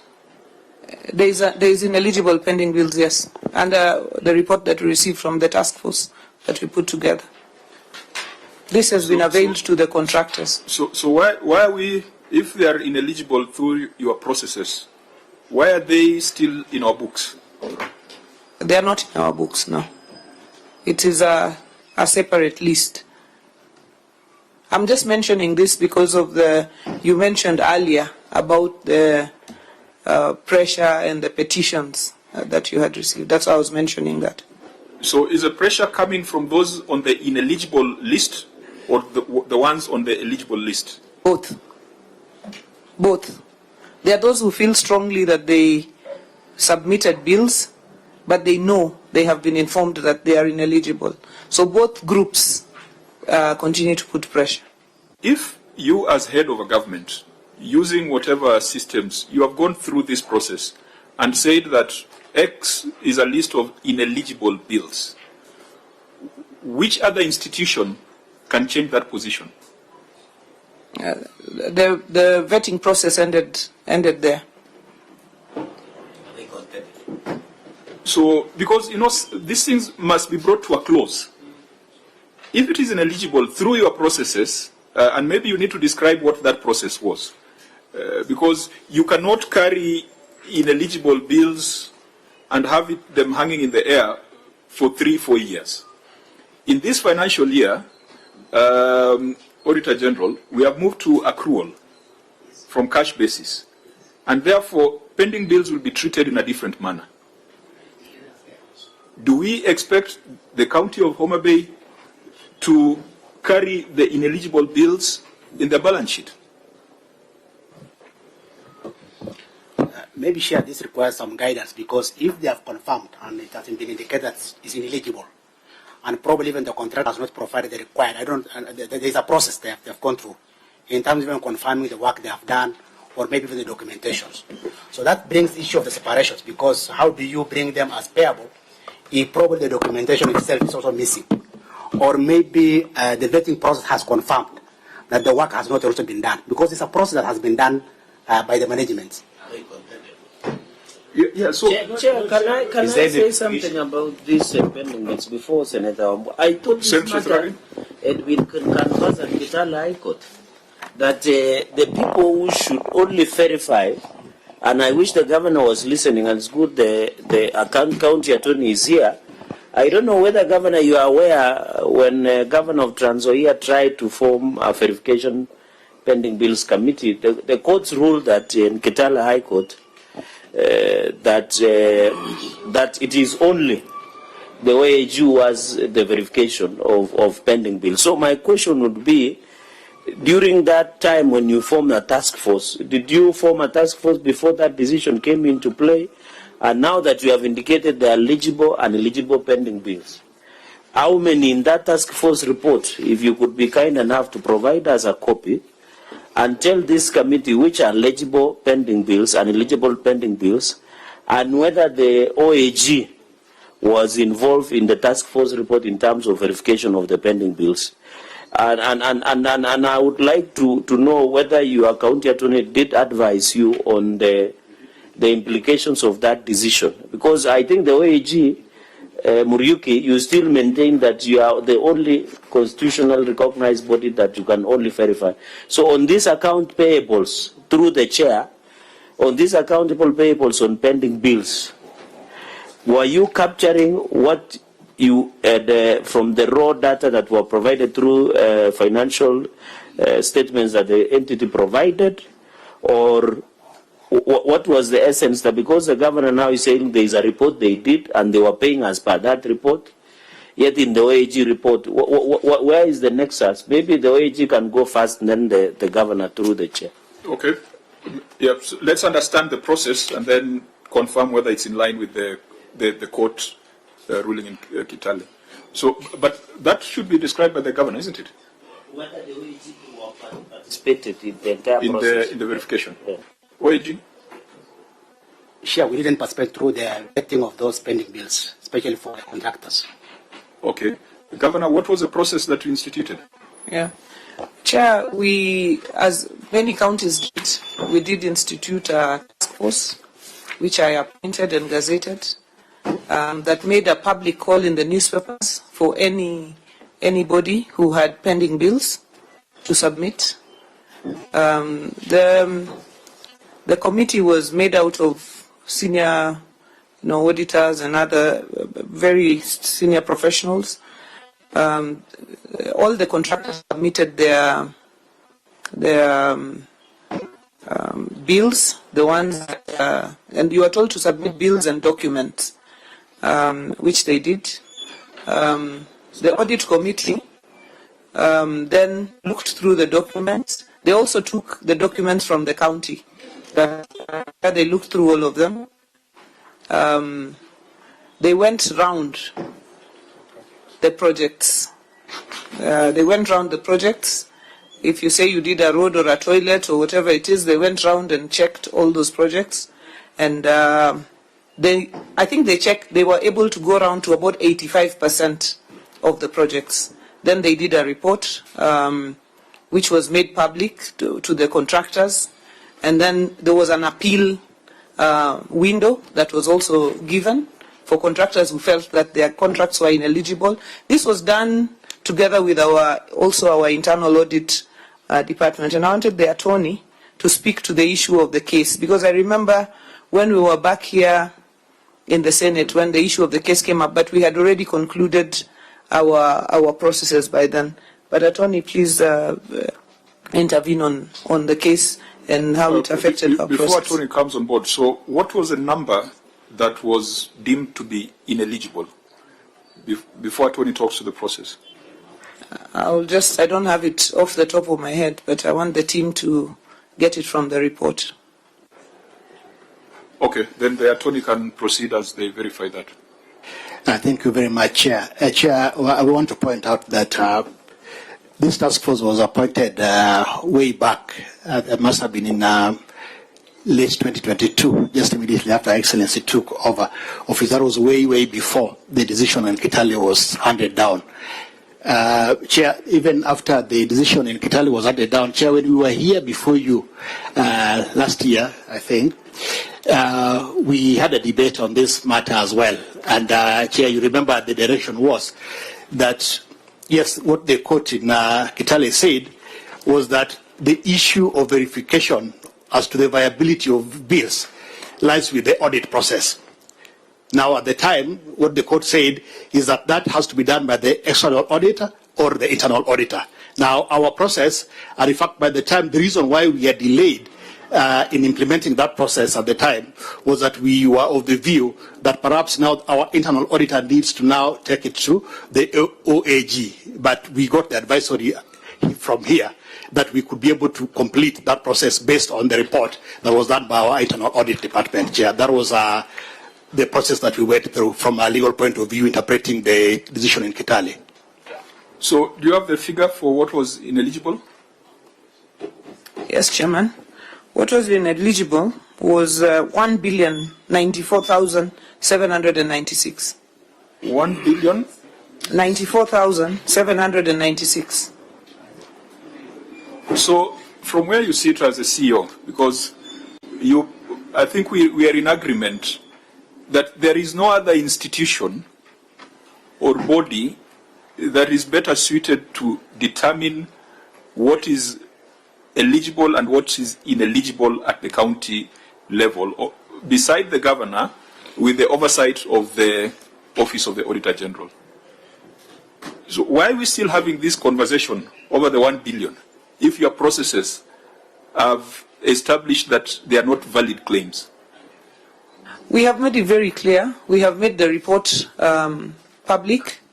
So those who continue to, this I just mentioned in the context of some of the people who may still be claiming to be having pending bills, yet they know very well that when they go through the report is voluminous and public. Everybody who submitted their claim is in that report. And the reason for ineligibility is also given. So we are not entertaining any ineligible costs. I only mentioned it in the context of some people who are still agitating, but on the basis of ineligible bills. But according to us as a government, the bills that we have are the ones that were declared eligible by the committee and our internal audit processes, as was guided by this committee. Thank you. Senator Vice Chair. Yeah, Chair, my question would be to the Governor on the challenges of not paying these pending bills. The list that is provided here is a list of eligible pending bills. I'm looking at the list, Chair, and I'm looking at some very small figures dating back in 2023. Like there are some small mechanics who run garages, like it's not paginated, but it is in... is it in the payment plan or in the outstanding... in 5B. 5B, outstanding list? Yes, in the outstanding list. Now it's not paginated. I will not verify you the actual page. They are raw numbers. But there's a garage called Gamba Motors Garage, which incurred a bill on 30th October 2023 for a motor vehicle repair, and they're supposed to be paid 8,944. 8,944. This must be a Jwakali mechanic. Up to now, he or she has not been paid. The next one is Vene Auto Spares and Services. He's supposed to pay 362,000. And so many others, 45,000, you know. Governor, what is the challenge? Because in this year under consideration, we had met our revenue target in terms of on-source revenue.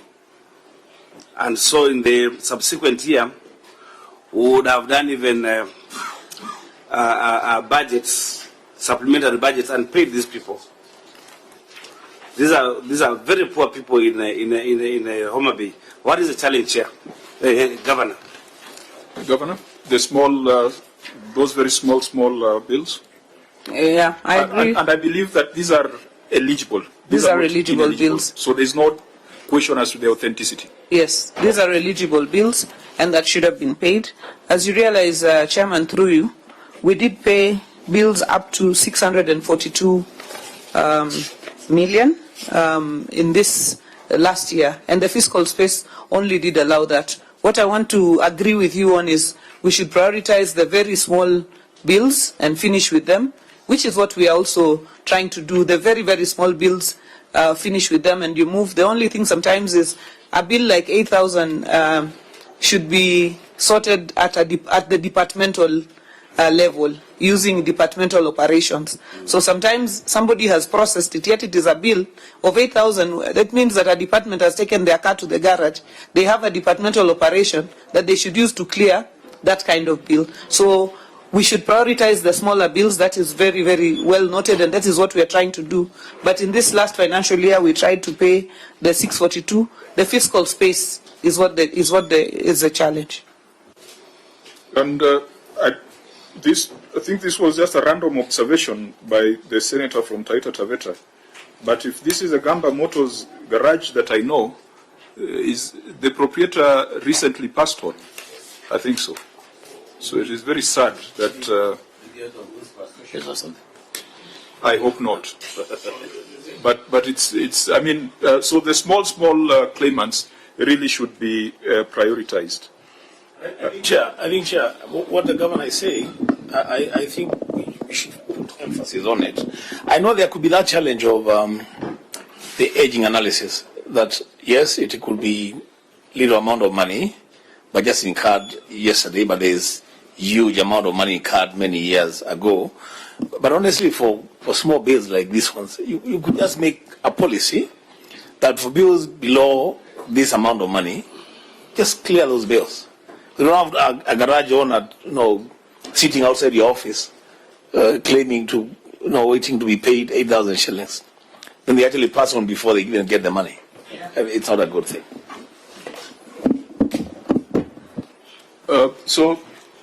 Senator, question. Senator Cherargei?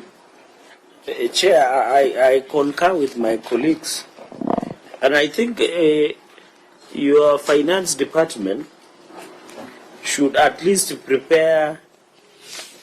I've seen you have prepared how you will pay your pending bills, but why don't they prepare and prioritize the small bills? Because at the end of the day, so that you pay these people who are being owed 40,000 shillings, 50,000 shillings, 8,000 shillings. This governor should 64,000.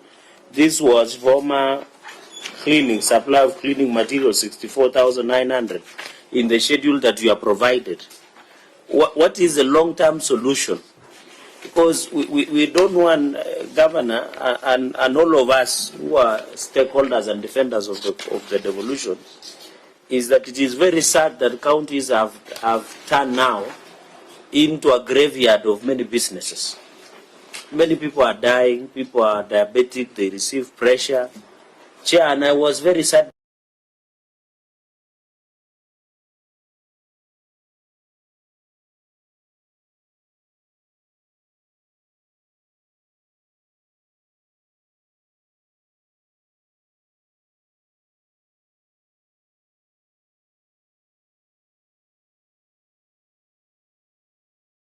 Budgeting, but now that you are meeting, I think one of my colleagues have noted the own source revenue targets, you are meeting them.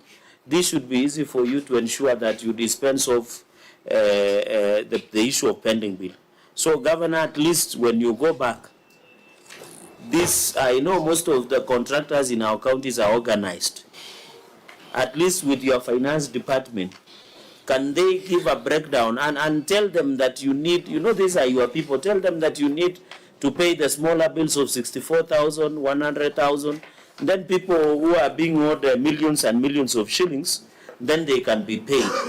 Governor, maybe just as an upshot, as of today, because what we are seeing is financial year 2023-22, the response you gave, is it the status of the pending bill of Homa Bay County as of today? The response that you have given in your statement, or how much is your government being owed? And Chair, I noticed that the governor was opening a brand new county headquarters. Wow, is it the contractors complaining part of the people, or the new county headquarters? Has it been paid off in full? Because I really want to know the difference, because we are trying to bring the comparison between, was it Akoba? The man who used to become sick when he was supposed to appear before PAC, but you see him in BBI rallies dancing like never before. So I want to know, in this county headquarters, for example, which you have opened and is in public domain, so it is zero, no one is being owed in that. They build and give you the key, so no one owes you. So that we know the difference in terms of the pending bills. I yield, Chair. Okay, Senator Gataya. Chair, thank you, Chair. I think I captioned Chair talk of somebody, one of the garage owners who recently passed on. I don't know whether it was stress related because of these debts. And I captured the governor talk of departmental structures where these small bills are supposed to be settled. Do you have those structures where maybe you can advance some AIs to departments? Maybe they can sort those small bills instead of, because I don't imagine why a small garage owner in the small suburbs of Ombe would wait for 3 years to be paid 8,000 shillings. I don't know, these people are maybe living on some under mouth. Governor? Thank you, Chairman. Chairman, starting with Senator Gataya's question on the departmental structures, yes, we advance some AIs to the departments where they're able to pay the small, they should be able to pay the small bills, so that should be possible.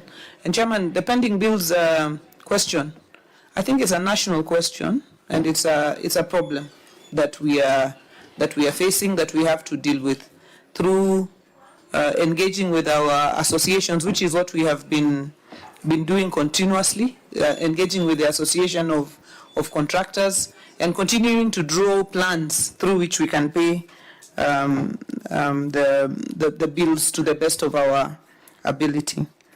In terms of the county headquarters, it's a current bill. We have an agreement for which we are paying for the county headquarters. It's not a pending bill, it's a current bill. And we have paid quite a bit of it, and we continue to pay for it. It's not a pending bill. Thank you, Chairman. Yeah, so just to Chair, maybe before she leaves that, who is this? Why don't you just disclose who financed? Maybe before Wambua you come on board. Who financed the construction of the county headquarters? And Chairman, would you be kind enough to provide the contract engagement with the provider, whether the financing or financing that did the county headquarters? There is a substantive issue in this report about the county headquarters, which we are coming to. We can deal with it at that point. Chair, we can chew the gum as we scale the stairs. It's okay. We'll end up mixing issues and get lost. So let's. She can hold that one. Yes, she can hold that one. We deal with it there. Senator Wanga. Chair, because I have heard the governor say something very important about our pending bills. And I agree with her that this is a national problem. It's a big problem. So Governor, from where you sit, because you're also a national leader, is this situation getting better or is it getting worse? Any bills are issue? I think we need a national discussion on the pending bills question. We have the team that was auditing the national pending bills and some that have audited ours. We have made proposals, for example, if we could have even bulk payment to counties so that we are able to sort the pending bills that have, existed, and then we can, over time, on our equitable share, it can be retained so that we can create circulation of money in the economy. I think we have to look at the budgeting question and whether we meet our on-source revenue targets according to budget. So that we're able to resolve the issue of the pending bills. It is a big question. I think we are, I don't know, I think we are where we are where we are with it. It's a big question. Chair, I asked that question because, honestly, and these are conversations we can have as leaders. Pending bills are incurred within budgets. Governments have budgets. They run budgets. So by the time that we are saying a single county government has a pending bill of 1.5 billion Kenya shillings,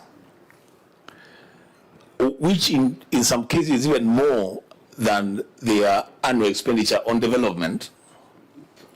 So how do we find ourselves there? I hear in Nairobi, Chair, and we are not auditing Nairobi, we are not, but I hear in Nairobi we have now over 107 billion Kenya shillings in pending bills. So when we say then the expenditure, the National Treasury should perhaps advance some money to counties to offset pending bills, how do we even get there in the first place? Governor, I say that because when I look at the pending bills for Homa Bay, and it is a case for any other county, and every contractor in town is complaining, I have not been paid, I need this money to be paid. But a determination has been made by your county and other counties that what you are claiming is not eligible for payment. How do we get out of this problem that we have found ourselves in? It's a big conversation, I agree with you. Governor, do you want to respond? But that was for emphasis. So the facts are as follows, that you had 1.19 billion as pending bills. You have paid 620 million. 620